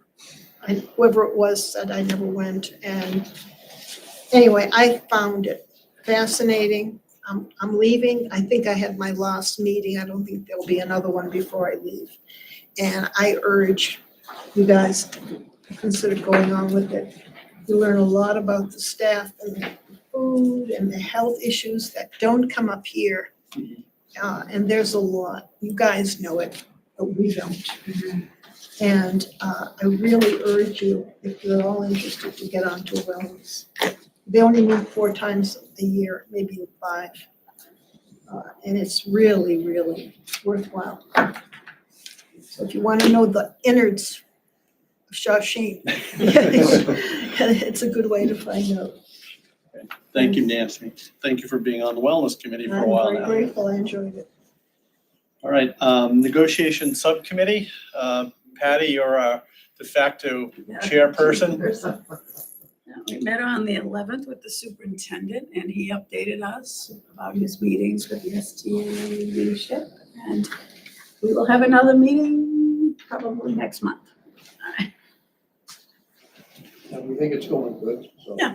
I think, people wondering if there's gonna be any issues, I don't foresee, but you never know, but it's like some of these other communities have recently had one of alleviating worries people that are watching might be concerned about, I think we'll be fine. And we should point out, this was really focused on the teachers, which is why 3 of us were there. And then there will subsequently be negotiations issues regarding, the collective bargaining groups that are up this year. But we seem to be moving along fairly well with our most important asset, the teachers, right now, which is good. Okay. The Budget Subcommittee, which met briefly before this meeting, for about an hour. Yes, Mr. Chairman. Budget Subcommittee met tonight at 6 o'clock, and we went over the fiscal 26 capital budget recommendations from our business manager and superintendent, and also previewed the fiscal 26 operating budget. That would be, that I think everybody has been handed out. Okay. Facilities and Yeah, we capital. met jointly with the budget subcommittee and as he said, he went over the capital and the budget as well, and I think Jenna might wanna do some presentations there. Today? Well, a little, I don't, you handed this out, I don't know, well, I don't know if the rest of the members might want to have questions that he obviously has some Sure, questions. I don't know. Jenna, Since would you've you, given it to everybody, you may wanna, they may have questions, I'm just kind leaving enough it to, to, I know. Promised us you were coming back later in the meeting. I thought I was gonna get phased out, but I'm You did- in, I'm You did a in. great job, just, I appreciate you just kind of giving us another. I'll give a brief overview compared to the discussions that we had Thank you. 2 hours ago. So the first thing I would draw your attention to is just this little summary page. I know it doesn't look like much, but it gives us where we are as of now compared to FY '25. So our capital, as of today, we have a 0.67% increase. Our operating, we have a 3.67% increase. And then overall, the percentage increase is 3.57, because that ends up being a weighted average, because capital is funded differently than operating. And then transportation, we have the contract still with Christensen for 1.7 million next year. And I'm estimating a reimbursement of $1,000, sorry, $1 million. That's not gonna do it. Whoa, I lost a couple zeros there. $1 million, that's a much bigger number, that was a big mistake. And then we have $533,000 in our transportation fund, which was the excess reimbursement for last year that will be applied to FY '26. So the next thing, other than the summary, we have the FY '26 capital draft. That's the one with the 5 years on the front. So we have met with department chairs, lead teachers, admin. Tony and I have met a couple times to pare down this capital budget, and there were some issues that I don't know if the subcommittee wants to bring to the group right now, or you want to wait until the next meeting about items that, wait until they're ironed out. do you want to wait till it's ironed out? Okay. We, Yeah, this is still a draft, so it's not the we accepted. listened to the draft and Need some make recommendations. recommendations that will be brought to us back in January 14th. Okay, perfect. I think the one sort of theme that we can identify, and this is connected to an item we already touched on and later on the agenda, particularly with the building project thing circulating around and people becoming aware of it, that there will be times we're gonna look at the capital budget and say, if there was no thoughts of a school building, we would go for that. But in light of the fact that we have a school building that's being discussed, we may do something a little different or modify, whatever. And we have to anticipate our sending communities, finance committees are going to be having that mindset every time we meet with them. Why are you asking for X hundreds of thousands of dollars for this? And yet, as we talked about a little bit during our meeting, we have to be sensitive to the fact that, going back to a question Stacy raised earlier, we have several years of kids who need to go through this school with a good, well-functioning school, who will never see a new building, and we have to do things that are necessary to keep up the building. So there's gonna be some trade-offs along the way. So that is capital. You'll notice it goes out for the 5 years. The 5 years is always a work in progress. Anyone that got this shared spreadsheet had to look at all 5 years. So either moving something to a subsequent year, removing it completely because maybe we purchased it with a grant, keep as is, and all those notes I have in that spreadsheet that we can refer back to. So I've kind of memorialized every file this year. So if there's ever a point you want to know where'd you start at, where did we end, I have all that information with notes. Can I request something? Sure. I always like to see what FY 25 was. Okay, The year before. sure. Because that would, then it makes sense. I mean, I know in our files we have it. Yeah, and it's on this one too, just for capital, but not with all the detail. Right, but I mean Yeah, the that was gonna be detail. my, it's just you don't want just the total amount, you want the breakdown. I as to want the what it- breakdown because, you'd be like, well, this one's not getting any money this year, but Yep. then you Did they see get money last last year they had, 50 grand. Right, like we spread the wealth every Right. year. Okay, yep. So you want FY 25 with Put that in the detail. next document, yeah. The next one, you ready for the next one? No, next time you print this. Okay, just, The yep, top sheet. I'm talking about. just the top sheet Top sheet. summary? Top Okay, sheet. sure. January Most 14th. most of these, like, I guess it's two, no, it's one sheet. like when you look at these numbers, like. Um, different- Capital is over $5,000 Over per five? item with an estimated lifespan of at least 5 years. Okay, That's how capital is usually defined. okay. And some of the items on here, if we do have a new building, we can bring some items with us, like anything furniture wise is stuff that we would be able to keep. Even our new announcement system, that is something that we would bring with us. So there are items on here that we would bring to a new building and items that would obviously have to stay if it's a permanent structure. May I just note that there was one item here that particularly jumped off at me at capital, just the way it was described, I thought was interesting. Culinary arts hospitality management. Yep. Description, the smell coming from the grease traps is unhealthy to breathe Yep. and prevents student recruitment. I thought that was a very candid observation, and that's a good example, something we need to deal with right now. We cannot wait. I'm happy to explain what's going on, because I go down there almost every morning. The grease traps and the drains, when, let's say they come back Monday morning and start getting everything running, they have an odor. So, Brian Considine, who's the lead teacher, went to the plumbing shop just to get an estimate for how much to replace it. And those plumbers teachers came down, they gave him the estimate, and they did a temporary fix. Right. So there is an improvement, a marked improvement. I can tell, because I go in there and my nose works, and I can smell it too, especially on a Monday morning. But we've handled a temporary situation, but now we're gonna have to have a permanent situation. So that's why we wanna put it into the next year. But at least our plumbers were able to do something to remediate it in the meantime. So that was good news, but that's the most entertaining description on here. Some entertainment. And then the next budget is the operating budget. This I did include FY 25. We have our operating budget. I assumed a 3.5% salary increase, but when I adjusted those salaries, because that's the hardest thing to project right now with all of these negotiations. So what I did is I looked at every department's salary line. Let's say I was 20,000 under this year, I would add 20 to last year's number and then increased the whole thing by 3.5%.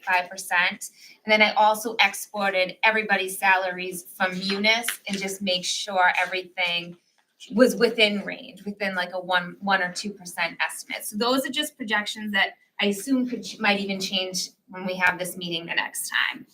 So then I have the difference between FY 25 and FY 26, and then the percent increase or decrease. So I didn't do a blanket increase for every item. I looked at each item individually. Lead teachers, department chairs, and administrators, they submit what they want for supplies and contract services. We've yet to cut anything from this. This is pre-cut. Admin hasn't seen this yet. It's a newer document as of today, because I like to date it. It was printed today.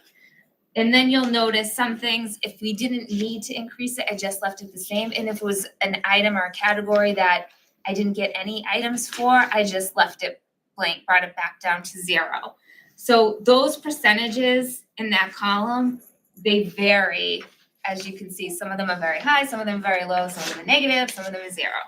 So if there's anything in here that you're questioning, and that doesn't have to be tonight, feel free to send me an email. I'm happy to explain how I came up with the number, and I'd like people to look at this because there's a lot of information here, and I want to make sure there are not any mistakes. spelling errors included, Taryn, because I know you're gonna find them. I did spell check on this before I printed it and said there were no Haven't errors. done any yet. We had a problem last year. Maintenance. The word. The word maintenance, I had to spell different everywhere. Thanks, Jen. I fixed that though, I fixed it. So any other questions about this, please reach out. You'll see a new version the next time we all get together, based on what Tony and the admin team and I and your feedback, where we land. 100% for this. Awesome. Thank you. Bye. Thank You you. want to dig into that? So the problem with that, any of the admin salaries in FY '25, yeah, we didn't go back and adjust those and make those moves. So there was some changes between the budget approval last year and this new budget. So those numbers do look big, but it's based on what I showed you last year, even though there might have been a change through the year. I'm just busting with it. Thank you. I love that. Anytime you want to do that. Okay, Any any other further questions either for the committees or for Jenna on these items? Okay, All right. thank you, Jenna. Under new business, I think we covered the first item, MSBA update. Unless there's any other if any other questions or comments, but I think We're good, we're good. And- No, Ally just reported. The one thing, maybe I hadn't even really thought of it till right now on the MSBA, as Gwen was kind enough to alert us to last night. Various communities will report on this development in whatever way they want to. Obviously, personally, I think it's great if members in that case, they just reported on our meeting. I think as long as the information that any news sources or public officials is accurate. And I know over this past weekend, I saw 2 communities out in the Berkshires that were on the same list we were, and this was like front page in their newspapers. Oh, they made the list, and some of them, on one case, they were reporting as if it was all done. They were about to have a new building, and the other one was very cautionary, like, whoa, long process, slow down. But obviously, to the extent that any of us, if we get any requests for information, we should all, I think we should feel comfortable commenting on our knowledge about the building's needs. If there's something technical that we think needs to be referred back to the superintendent or the business manager or the facilities director. And obviously, last week I sent out the notice to everybody when we got it from MSBA, because copied on there, as you saw, were the town managers and or the school committees or select boards of each of our towns. So they may start to have questions, and if it's not people asking you and you don't know the answer, it behooves all of us to check with somebody who does. So just as a follow-up to that, I've already spoken personally with three of the 5 town managers. One told me that he intends to provide an update to the select board the next time they meet. He is a very experienced town manager, has been through numerous projects like this, was very knowledgeable. His questions for me were more around timelines than they were anything about the process. We have been invited by the Billerica town manager to attend an upcoming select board meeting to again start the conversation with them. I deferred till after the start of the school year, the start of the calendar year. Thank you. So we will look at something there. We got congratulations from the 3rd town manager who did express that his one reservation is the the whole funding process, and the other, which I completely understand. I have a 4th call scheduled, I believe, for tomorrow afternoon. We have one town manager we have not heard back from yet. We'll continue to try to reach out. As of this morning, Karen sent that we actually sent hard copy letters to all of them, to all the town managers and to all the select board chairs, saying that we invited into the eligibility timeline. Sharing that we were looking forward to the opportunity to work with the communities, to have conversations about building needs and where this project was going to go. So we've already started from our end to communicate that stuff. And again, we'll see as requests come in, we'll definitely respond to them in a timely manner. Tony, can you tell us what 3 towns you spoke with? I've spoken to Burlington, Billerica, and Tewksbury at this point. I do have a call scheduled with Bedford tomorrow. Thank you. Okay, great. The next item, leave of absence insurance coverage. This is a follow-up from the last meeting. Superintendent presented an issue that kind of a cleanup item on long-term health insurance coverage. I think people have concerns about how many circumstances and how it might have to be communicated if we made more radical changes to current existing. We had a brief conversation about it. I believe it's fair to say that the number of people affected is only about 6, as I recall, but they also ranged in ages from whether it was the staff member or former staff member to a spouse or widow or widower of a former staff member, people in their age ranges from their 50s to well into their 90s. And out of concerns that I think we had all shared about making sure nobody gets cut off from some maybe arrangement that was made in the past that may or may not have been reduced to writing, or there were a variety of things going on.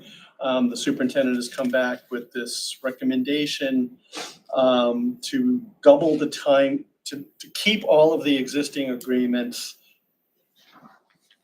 in place, to have this go into effect in 12 months.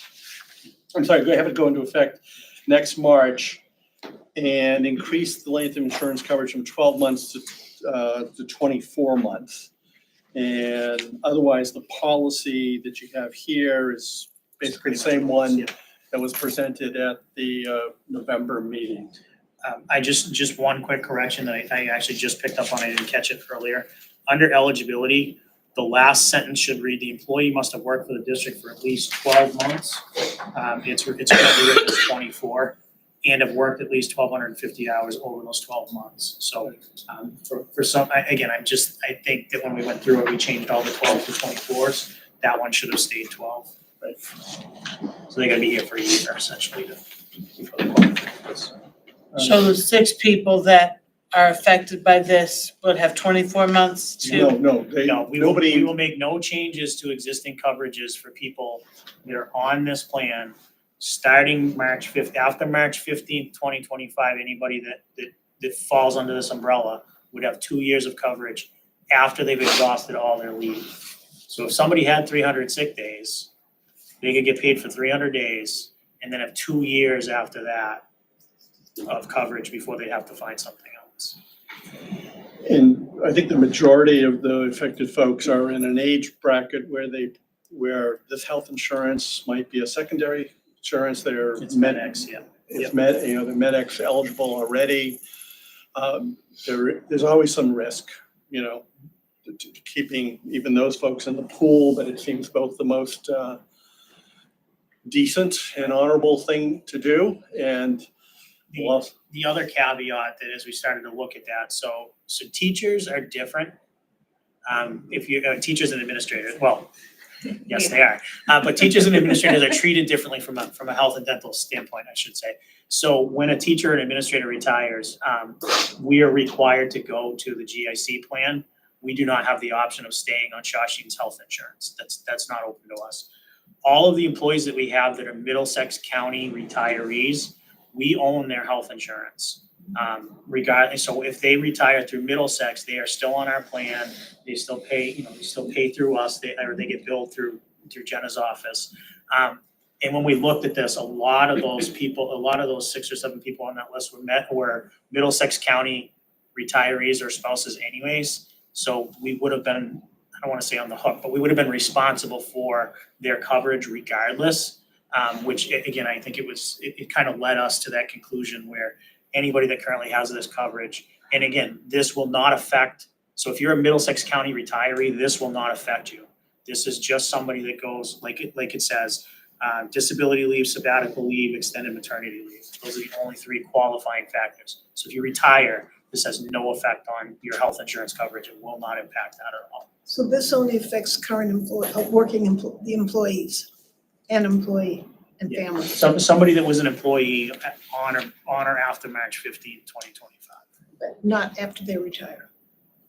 If you're a Middlesex employee, no, regardless of who you are, it's not gonna affect your retirement, because a teacher is forced to go on GIC, administrator is forced to go on GIC. In Middlesex, retirees, we're gonna own their health insurance regardless, because that's the way that their retirement system works.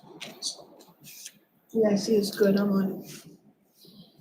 So the Middlesex are, if they're not administrators and not fact teachers, they're, Middlesex is maintenance, ed tech, clerical, CAF workers, essentially anybody that doesn't have an educator's license. Okay, that's the difference. I'm just totally blanked out. All right, so the people who get really sick and have to take a leave of absence, right? And then some of them are out for years. They still pay health insurance.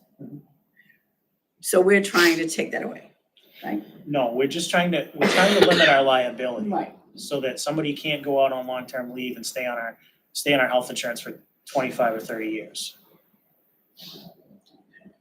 I don't know, I tried to explain this to somebody else and I changed my mind, but I think, okay. Because, that's what happened was, Tony told, the consultant came in and said they should be going tomorrow.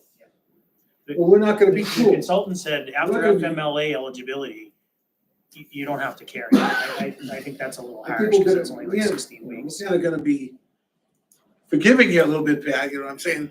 So. These are current employees who, for whatever reason, are not currently coming into work every day and working because they have a medical issue. Only one of those three conditions. They have a disabling condition or they're on illness. They've requested a sabbatical, or they're on an extended maternity leave. When those leaves end, so if you're on a sabbatical for 2 years, at the end of your 2 years, you can have 24 months. If you decide not to come, you come back, you're reinstated, it's no big deal. You can have 24 months to find another plan for coverage.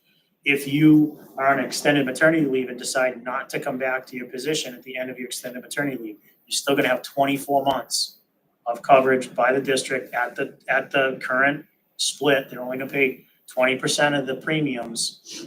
And again, if you're on disability, once you've exhausted all of your sick time, all your vacation time, everything else, then you still have 24 months after that date to go out and find additional So these are coverage. people that will no longer be employees because they've chosen after their leave has ended to not come back.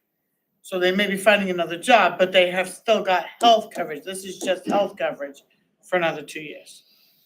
That's not true. Yeah, No. I don't think so.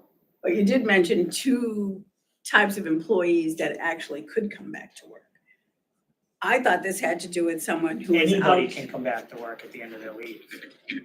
Well, I thought this had to do with people who are long-term illnesses. That's, But again, if somebody's out for 2 years, if somebody's out 2 years with cancer and has 450, or has sick days and then hits the sick leave bank and covers all of those things, that doesn't count towards this. They're still an employee. okay, so that, all right. So this is something different. All right, This is so very I different. This is very misunderstood. different. Okay. Yeah. And this This is, doesn't happen a whole lot, yeah, though, this is only a handful of people that I think this has ever pertained to. ever. But again, we were told, because we're a self-insured health trust, that if we end up with 5 or 6 people and we have to cover their health insurance for 25 years, that's $2.5 million. You're gonna tell me somebody takes a sabbatical and doesn't come back and he's still on our health insurance? Well, according to this policy, they'll be able to stay on for 2 years.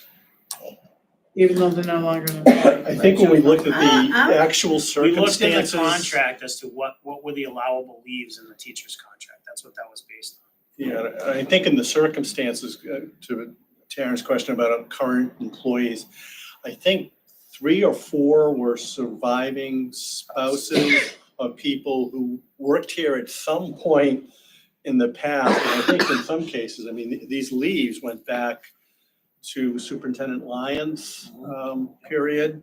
1 or 2 maybe much more recent, but these were agreements that were entered into presumably in good faith. But so the goal here was to begin to wean us away from this future liability issue without doing any harm to any of the folks that have been sort of been able to take advantage of it. So the people covered under it are not affected by this, they can stay on it for another 25 Anybody years. that's on it before March 15th of next year will whatever their agreed upon premium split was, that all of that stuff will stay in effect. We're not touching anything that's currently exists. Grandfathered in. Okay, see, I thought, I misunderstood this. Well, we just added that because the last No, meeting that no. wasn't in there. Yeah, but I mean, I thought these people were out sick, you know, I didn't know some of them just took a sabbatical. And then Well, never came back, or Most of somebody this is gonna be people that are out sick. that this is gonna affect. Again, if they exhaust, so I have a hard somebody time gets with that. sick, they exhaust all of their sick leave. Right, At the end of that, and if they've used all the sick leave bank time they can get Right. and everything else, at the end of that, they can have 2 years of coverage. The flip side argument that I'm gonna make to you, Patty, is if we don't do this, okay, they can our stop loss is $100,000. So if they have 25 years in front of them that we have to cover them on our insurance, it's $2.5 million per person that we've now exposed ourselves to liability on.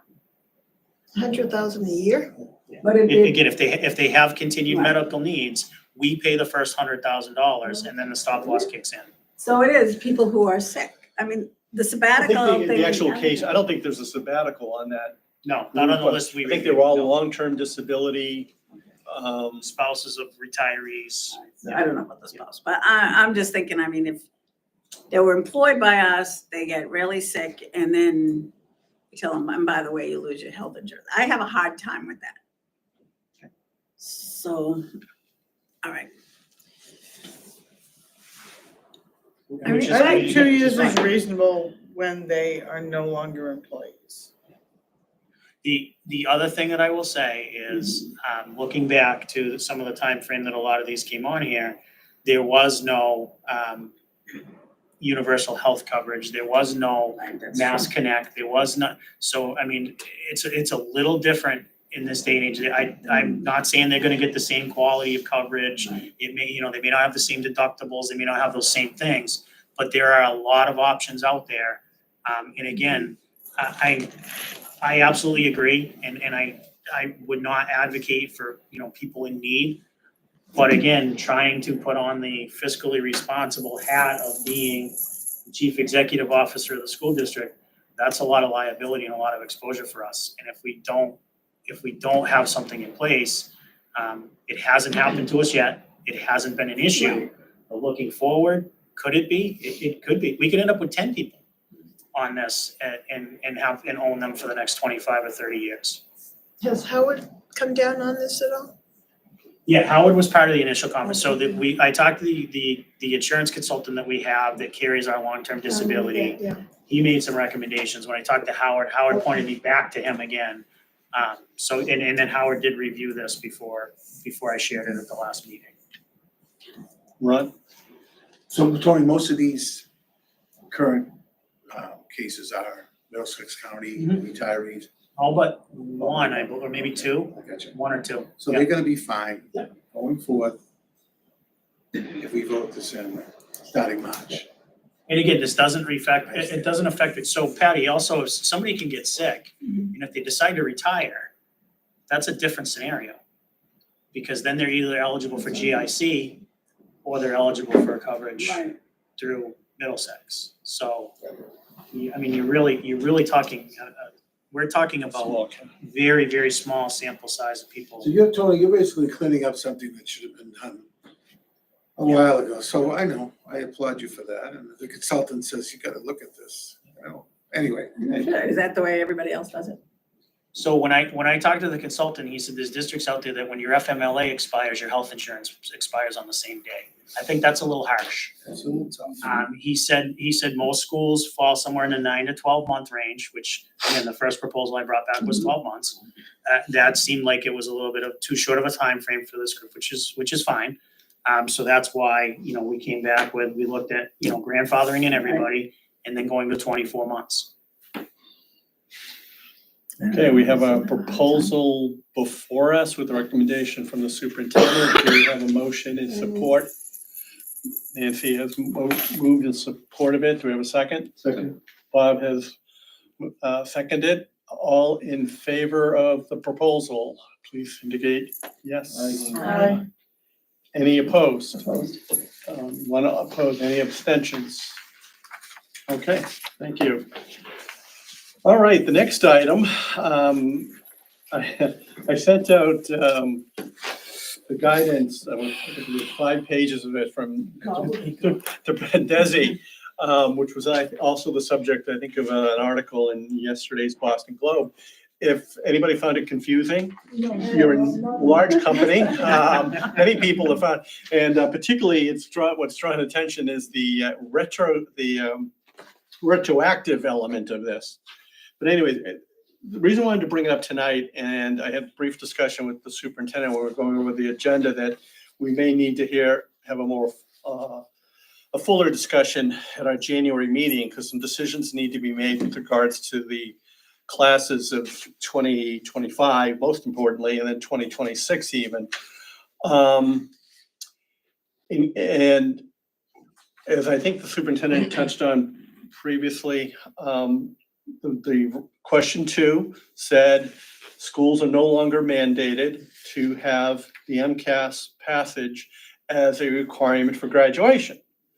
But as Desi indicated, one of the relatively clear parts of their memo was the part where they said, but any school district can choose to keep it as a requirement. Some of you know, particularly those that have been around the Shawsheen rule, the VOC work for a while. Many VOC schools have their own sort of special history with MCAS requirements, because many felt, Ron probably experienced this as a teacher, and Patty is our senior member, that this. But We fought the MCAS completely. Yep. You know, but then our kids did amazingly well, so is that it? Many vocational superintendents and school committees have felt that this has been one of the best ways to highlight the fact that our students are good academically as well as into their trade areas, and that having this as a requirement has also provided a comfort level to our sending communities. Oh, they look at those scores coming out of whether it be Shawsheen or Minuteman or Keefe or many other schools, they say, that's pretty comparable to what our sending communities are doing, and many times better.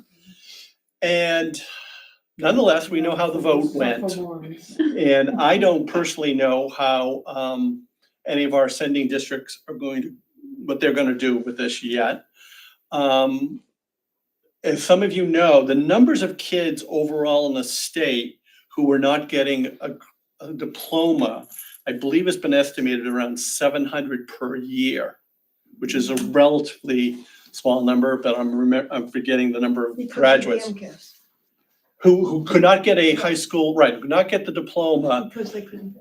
and that includes kids with obviously significant learning disabilities in some cases, and English language learners in other cases.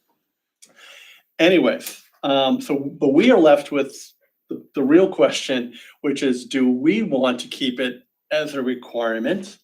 I've suggested to Tony, this might be something where we really do want to hear from our vocational, our academic director and vocational director. Just to clarify again, before anybody says, well, does this mean we'll have to take the MCAS if we keep it? We're gonna have to, the MCAS is going to be administered one way or the other, and the MCAS scores are going to be available. It more gets into an issue of what's sort of the attitude and the vibe. And I did not realize till Tony mentioned it to me that apparently the vote was, of course, on a Tuesday night. The Wednesday after the MCAS was administered here at the school, which might have been our first MCAS being administered without everybody thinking the graduation depended on it. I think this is a tough, I don't know if it's a tough call. I think it's an interesting call for all of us as to whether we think it's in the interest of Shawsheen to say, well, we like that requirement and we like what it says about our school, or do we want to sort of defer to to the will of the voters. And as you saw, what I think is most, in addition to the whole retroactive, which I personally never expected Desi to go there. We were worried about the classes of 25 and 26, and Desi said, well, why don't you go back to the class of 2000? See if kids, that's something Desi's gonna have to work out. But then they said, well, every district can sort of still have its own policies. So I did suggest to the superintendent, it'd be interesting to hear how many kids, because right now is when kids have now taken the 2025 retake, if you will. There are Math and English, math and English, and there are people within the building who are gearing up to help the kids that need another opportunity to take the next one and the next graduating class.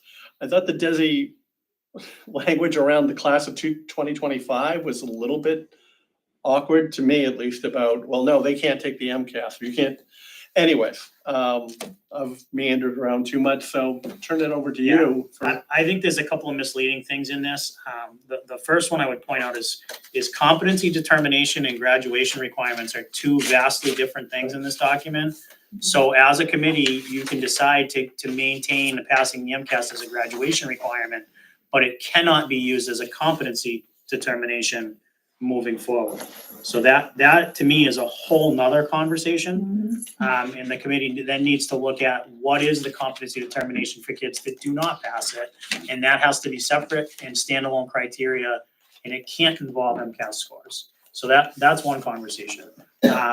It's my understanding that we only have one student in the class of 2025 that has not passed all three exams at this point. And I believe there's 12 or 13 in the class of 2026.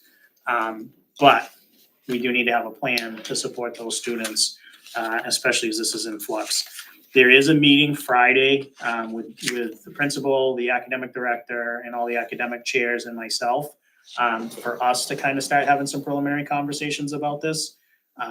My thoughts on this would be that maybe we get the curriculum subcommittee together with the principal, the academic coordinator. I mean, we can include the vocational coordinator if you guys want. I don't know who it would be. Maybe we have an early January meeting with them after we've had a chance to meet with the academic department chairs and get their feedback and input about what it should look like. And then hopefully we can either make a decision at the January meeting or maybe at the latest, I'd say the February meeting about what this is going to look like and where we want to go with it.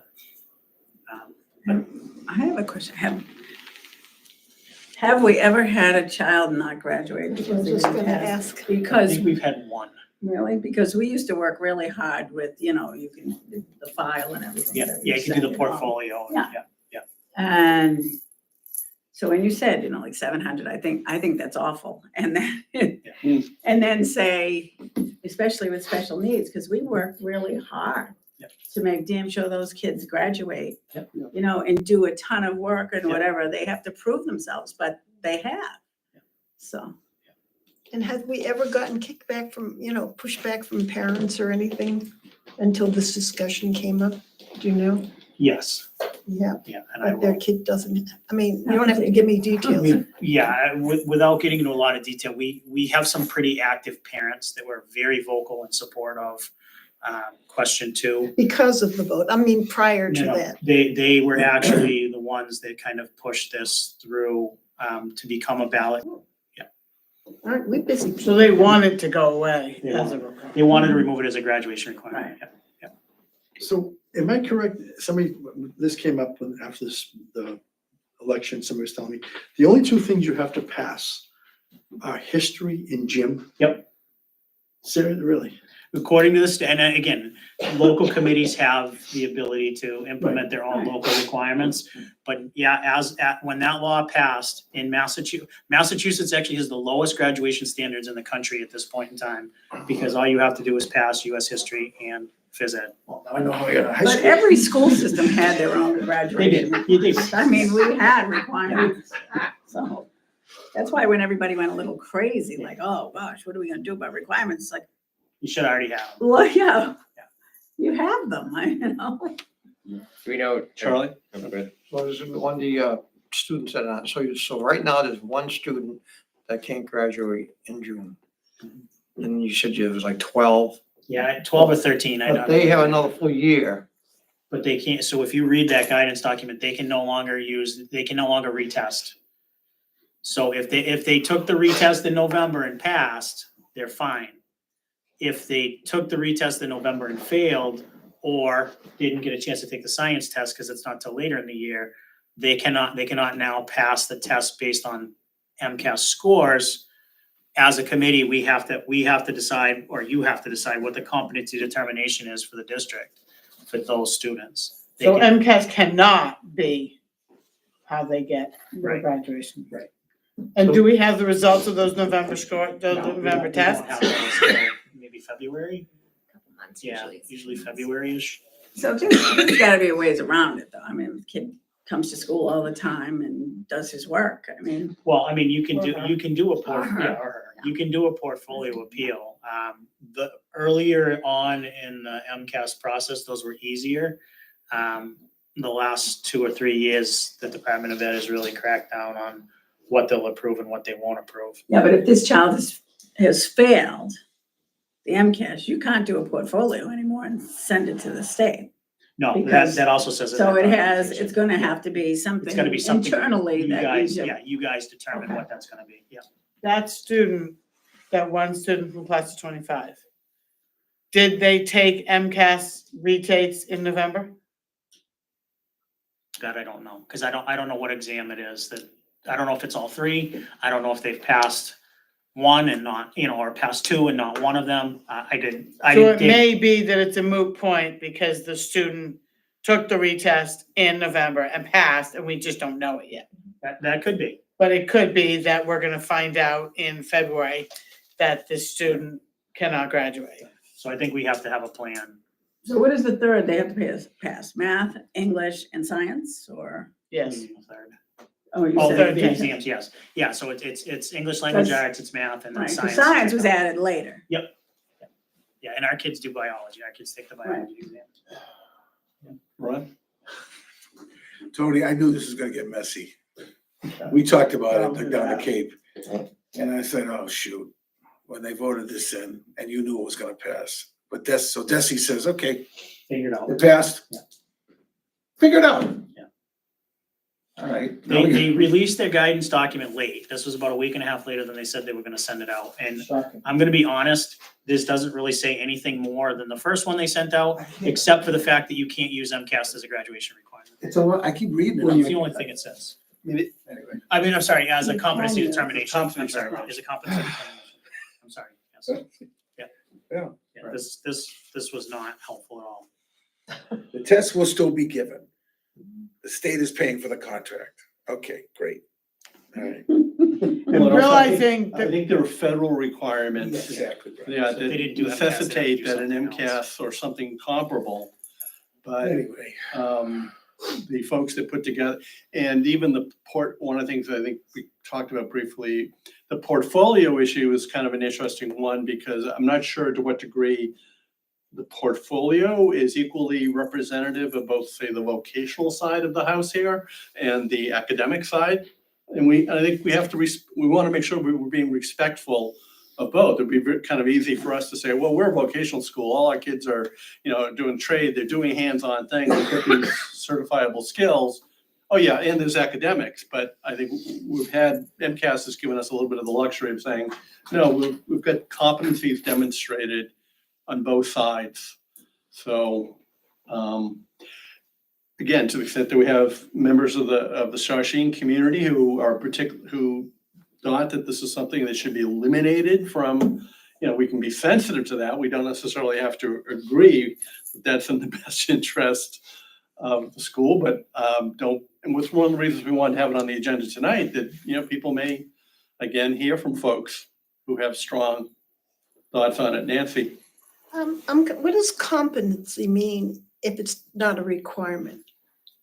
So competency determination is criteria that's established by the school committee that is essentially you're becoming the portfolio We're the approval. requirement, right? Yes, We make the yes. requirement. So again, that can be completion of a certain number of classes, it could be GPA, I mean, it So could be. competency means we set the standards, Yeah. basically, as opposed to Yeah, MCAS. essentially Department of Ed has just pushed this back to All right, the I just want- I 351 thought it was that simple, but it's school like, they districts make it across so the state, confusing. yeah.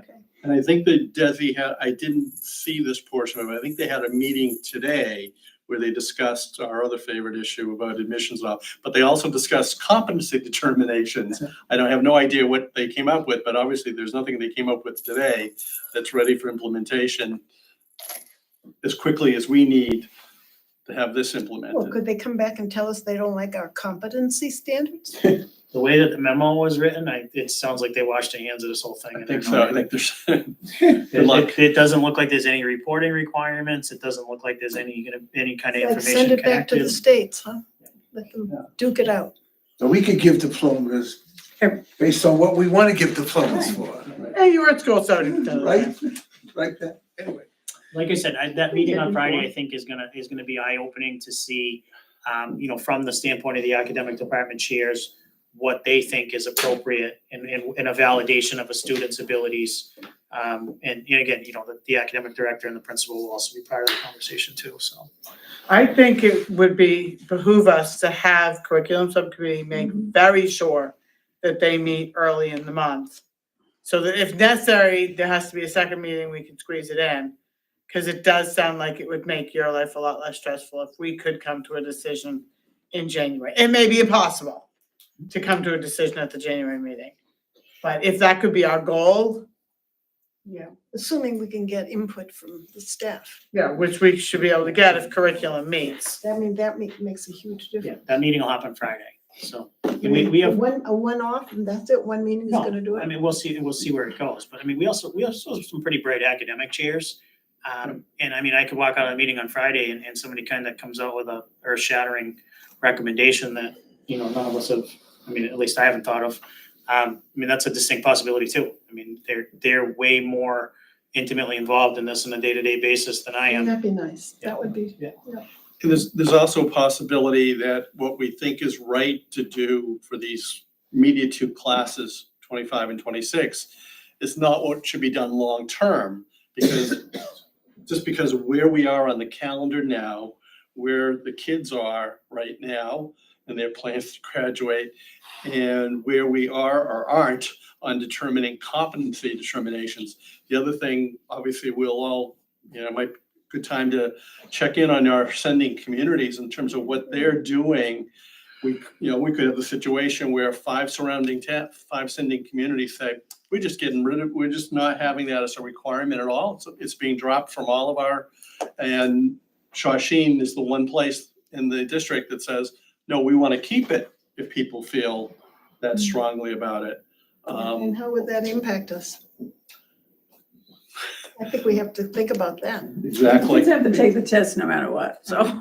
No, but I mean, we have to respond, have an answer ready for this, because that's what I was thinking. That if that comes up, we have to know in advance what we're gonna say. We can't be reactionary, we have to be proactive. And I think that can cut both ways, because if we're the only one that has it, then the sending districts can say, well, my kid's not gonna go because it's a requirement. But if we're the only one that don't have it, then they're gonna say, why would I send my kid there? Right. Because they don't care about this. So I think it's gonna be a balancing act. Can we direct you to reach out to the 5 sending superintendents before the January meeting and hopefully be able to tell us? Yeah, I know they're all strong. I was at a meeting with the Tewksbury superintendent on Monday, and I know they have the same similar struggles. And everybody's frustrated with the lack of direction that the Department of Ed has given. But yeah, I can reach out to everybody. If they're willing to give a formal statement that can be shared. It seemed particularly odd that the department chose to say, oh, you can have it, and then the language they put in about this year's graduating class. And again, for another day, the superintendent will inform us, again, as some of you saw the Globe picked up on, they also said, oh, any of the kids that graduated in the last 15 years. 15 to 20 years who did not get a diploma, which again, fortunately, as I understand, historically, is not a lot of kids for Shawshene. We're lucky. And every kid, we want to make sure is treated properly. But they're saying to school districts all over the state, a child could come in who did not graduate 10 to 15 years ago and say, I want a shot at it, you know? Or maybe retroactively, they should just get a diploma, if that's Well, the case. So here's the complication with that. The only record that we have to keep after a kid graduates is their transcript. So it shows what classes they took and what grades they got. Not So MCAS. if each sending community now has to go back and research for every single kid that comes forward and says, I didn't graduate, what do I have to do to get a diploma? I think, for us, obviously, it's not that big of a discussion, but if you're Worcester Public Schools or Springfield Public Schools or Boston Public Schools, that's a whole nother department that you're now gonna have to employ in your school district just to respond to those requests. And that's why this Okay, is at nobody least a thought this- 2-meeting item. Yeah, nobody thought this out, yeah. I think we need a what do you call it, a retreat for this for the subject alone. So, Mr. Chairman, we'll wait to hear Department Chairs Tony at meeting Friday. And I will reach out, Let us know, please. who is Nancy, you curriculum, Patty, you're the curriculum chair now? Okay, so I'll reach out and we'll try to set something up after the first of the year. Yeah, because I know, this is, we gotta do something, because it affects kids' grad. I put that on our plate. Thank you. When referenda are passed, there should at least be an appropriate, not at least an appropriate phase-in. But that's Did you not, notice when they did the ads for that? They'd have one for and immediately after one against. It was the weirdest thing. yeah. Well, if that was the second, that might be the second most, no, that's the most confusing item, or the last item we have on our new business. See if we can try to do this in the simplest form possible. It's called revisions to FY24 transfers to health insurance trust fund. Why are we revising something related to the fiscal year 24 trust fund? It was brought to the superintendent's attention by very eagle-eyed readers of minutes of meetings and observers of school committee meetings that in June and July of this year, in two consecutive, and Tony will fill in any, and Jenna will fill in any of the gaps what I'm about to say. In successive meetings, there were votes taken to make transfers to the health insurance trust fund. Now, we have a little bit fuller record of the discussion that took place at the June meeting because it was on film. We have a little less of a record of the second meeting because we have wonderful minutes, but we don't have the full context. But one of the things that happened is when Jenna described the transfer, and keeping in mind this is before the end of the fiscal year, there were a lot of estimates as to how much money would be transferred. But there was a figure based on, so there was a discussion about transferring money into the health trust fund based on estimates at that time on the school bus transportation reimbursement, and I think there was another reimbursement item. So there was an amount offered at the meeting of 400, and I don't have the sheet in front of me, I had it, oh, thank you. 400 and, yeah, the first one was 719,167 to be transferred. And then we voted for that.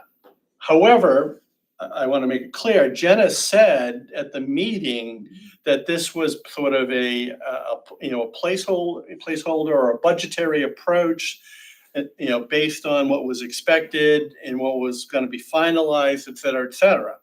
We took a vote in support of that transfer of $719,000 plus. Then at our July retreat meeting, when further numbers had come in, including the transportation reimbursement, Jenna had what I would call essentially final numbers And again, these guys will correct me as soon as they need No, you're here. doing great, keep going. All right. And the actual number was somewhere around $462,000. But if you looked at just the minutes of the meeting, it looked like we did a transfer one month of $719,000 and another transfer the next month of $462,000. When the actual transfer got made, it was a little less than the 462. It was like 442 or thereabouts. But someone reading the minutes, as someone did, we want to be thankful to our followers and people who read all this. It looked like we had approved two separate transactions, and yet roughly $719,000 had never been transferred, which would be a real problem. But no transfer was made after the June meeting because it was all temporary. And what was being asked for was, would you approve a transfer in effect up to $719,000 if all of these other numbers, all of these estimates, transportation, reimbursement, et cetera, come back as anticipated? Then in the July meeting again, the one business item I think we did at that meeting was Jenna had further numbers, and what we actually authorized was $462,000. But what we now need to do, and any questions and comments people have, is we need to sort of clean up the public record of those two meetings. And I think the motion that would probably come out of all this is we need a motion to clarify that the amount out of the FY24 budget that was being transferred to the health insurance trust fund is actually $442,000, something like that. Okay. Do you have to rescind the first vote? I think I think If we do that, the second vote would take care of it, right? Well, it wasn't the exact amount. It wasn't the exact. So we have to amount. rescind both votes and take another vote for the actual accurate amount. And I did send the physical transfer, so Tony, and I don't know if Tony. Yeah, No, it's so the just the actual vote. It's just transfers. Right, just the it's vote. just a sequence of votes that I think would be, well, technically, you rescind the June transfer vote, which really was never intended That to was be a a draft. transfer Well, vote. that was a draft supposedly, right? Essentially, yes. And then we technically should rescind the July amount because that did not become the final amount. And then we would actually approve the transfer of the actual amount. Does it need to be three separate votes or can it be all one? I think it could be done as one vote. It's a little clunky, but it's gonna be clunky either way. So, but yeah, I think it could be done if somebody wants, Make a motion that we rescind the June and July votes of health insurance transfers and approve We're looking for the exact number. an exact number to be determined I by. thought I already moved it. no, we have that actual number because we actually moved it already, right? It's already Yeah, been that's what, moved, but yeah. it's not that number. That's what we're trying to find out. It's like 440. Yeah, I think it was on a. It's all yours if you want it, You showed Nancy. me when we met. Yeah, I know. They'll make it more official. We'll have two motions. It's your I handwritten can thing. find it in my office if you need me to. You Just, got it right just to there. be Might clear, grab it, I don't- I'm trying to follow, so. So if we can, we have a motion, do we have a second? Then Yeah, we'll but I think discuss Did my it. motion No, but I get think just to completed where I clarify. don't have the number? What's that? Did my motion get completed where I Oh, didn't that's say a right. number? We need We need the the number to clarify, Yeah, but I to think- complete, thank you. To clarify just before we vote is I get the point about the first one from June. We shouldn't be voting on estimates. That's a whole other, so that's one Yeah. piece of it. But the secondary question becomes, why did we vote on a number in July that we thought was a final number, but wasn't the actual final number, knowing that there wasn't a huge delta in between the two? But the one from June is like I said, that's just like you said, it's more just Jenna had recommended. Right. You really need to vote, but I guess the question is, why at the July meeting do we vote on a final number that we thought was final, but it was not final? Right, the actual number, before we get back to Ken's point, the actual number was 442,393. So like $20,000 less than the number we actually had presented to us. 442, 320. 393. 393. So, do superintendent or the business manager want to address this question? We had a, so we now have a motion. Do we have a second? Second. No, it's part of the discussion here. Do you want to explain the difference between the 462 and the 442, which is the actual transfer? There was just some items that closed and were paid out from the time we met till the time the numbers are final. Paid out of the general fund. I do think that there was some discussion this is something we want to be aware of next June to July. There was some discussion at the June meeting about, there will be some we'll do some final checks on all of this when the school committee comes back in the fall. But we wound up taking the issue up in July, the second week, I think in July, the first week after the July 4th holiday, when some things hadn't been quite closed out for the previous fiscal year. So I think that reflects the relatively small delta of $20,000. Yeah, but I guess that leads into the question of like, I get the timing, but that leads into the context of it. This is the same as like a line item transfer. If that requires a board vote, then I guess there should be a discussion, because that leads in, now we have not just one question, we've got two.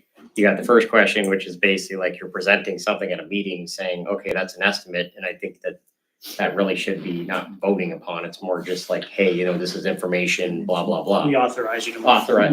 I agree, looking back at it, both the minutes and also having watched a chunk of the tape of the June meeting, and you all looked marvelous, and it was really great. And I've never watched one of those things. I don't think, at least not that much of one. I think we should have called time out and said, well, no, there's nothing to vote on here, because the numbers are going to be in flux over the next few weeks. So we probably should not have taken a vote, as I say, and I do specifically the phrase that Jenny used. This is more of a budget strategy than it is an actual transfer. And yet I think when we voted, when the motion was made, it was reported out as a motion. It was, Budget transfer. Budget transfer. Or you voted basically saying, throw out the June one, basically saying we shouldn't be voting. That's confusing. But if you're going to vote on something that's probably not going to put that language in the vote that says, could change pending and a final number will be reported out. I think that's Lesson learned. Absolutely. Absolutely. All right. Other questions about the process or the meaning or? No, just to help clarify that, I think. So Motion second. the 462, that was, so if can we, like you said, you still don't have the final number, so I don't know how soon you need to get the vote in to be able to transfer the money, so there's no problem, but could we? The money has been transferred. No. The 442. Well, going forward, I guess, going forward. Could the motion be like, we want motion to approve up to 462, and then if it comes in less, everybody's happy? I think that's what you did the previous year, because it was up to like 250 into compensated absence, up to 250, so it could be anywhere Right. from 0 to 250. So we don't have to go back and do re-change the numbers, Right. that's. Then if acceptable. there's a change basically at the July meeting, you can report it back in the September meeting. Yeah. So then you get the revision caught up there. Right. So I said, I think it's not only one item, it's now two, because to your point, it's the confusing about basically you're saying, okay, we're giving one meeting that's informational only and we're providing a vote, that's confusing in itself. I think that we shouldn't even vote, throw that out, going forward. And then to your point, anything that's up to Charlie's point, like that would authorize, so it's the same thing with payroll or any of the warrants. You're not getting held up. But then when the final number, you'll get that, again, give or take, there's gonna be like 2 months in between the July meeting and September. A final report comes back based on that. And nothing really happens fast, I'm learning, with procurement and paying bills. It's always like, there's always like a 30 to 90 day lag till it catches up. So that's definitely a learning process. The timing of everything is a little slow. Nothing is instant when you're dealing with the public funds. But I think to Charlie's point, I think you want a happy medium between like Yeah. making sure stuff's paid timely, but as we've seen in past years, basically that it, on the public record, so make sure that basically that, And it behooves us if we see, and because when we look back at the documents that Jenna presented to us at the June meeting, there's this big contingency there of transportation reimbursement. And when we see that, we have to, again, time out. If there's a big contingency, we shouldn't be voting an actual transfer. but this is different than a budget transfer. Like you have final numbers, we vote that, that's not gonna delay, that's just record keeping. Like you still need that vote basically to reconcile or to balance that, but that's like, this is like to Charlie's point, this is basically the potential that it could delay, financial impacts. So I think they are slightly different in the fact that basically you are voting basically for that, and we can determine that in the future, what that threshold's gonna be. But when the final numbers are reported for whatever it is, healthcare, whatever, you can come up with a list of items, then you report out after that, knowing. You that can that- come to the September meeting Yeah, and and say we- this was deposited in OPEB, Yep. this was deposited in this account, this was deposited in this account. All right, we have a motion, we have a second, and we have more discussion about the health care trust fund than we've had in months. And we have one amount of $442,393 that has already been transferred. So having said that, vote to make those changes in our record. All in favor, please say aye. Aye. Any opposed? Any abstentions? All right, the ayes have it. All right, lastly, or next to last, future agenda items. Audit update. The curriculum we already talked about. Curriculum and MCAS will clearly be on the next meeting. Organizational, sorry. Anything else? We probably should review, because we haven't had a meeting, but the safety, just because some of the stuff from the climate survey, You're the chair. there wasn't a lot of safety, but I was just going through before I mentioned it, there might be some stuff that. You're the chair, right? I don't think I'm. Safety, I don't know. I've Chair. Karen Watt before, I don't know who. Oh, maybe it is me. It is you. Okay. Roll call, Gwen, Taryn, Nancy, and Stacy. Okay. Yeah, the safety expert. Organizational development, maybe. Nancy just said that. Is there a specific which is fine? No, you take a What will be the focus of, or just to have the meeting? You can. Okay. Should policy meet before then to discuss a fan bus thing, or is that not urgent enough? That's up to you. I mean, we're gonna have a bunch of We got a lot of things going on, A lot of meetings. Yeah. Karen, you and Karen are break. All right, Karen, do we have I'm gonna go to your house later. there are no other proposed items or people we want to hear from in meetings? I think Motion to adjourn? motion to adjourn. Second. Second, made and seconded, all in favor? Aye. Any abstentions? Any opposition?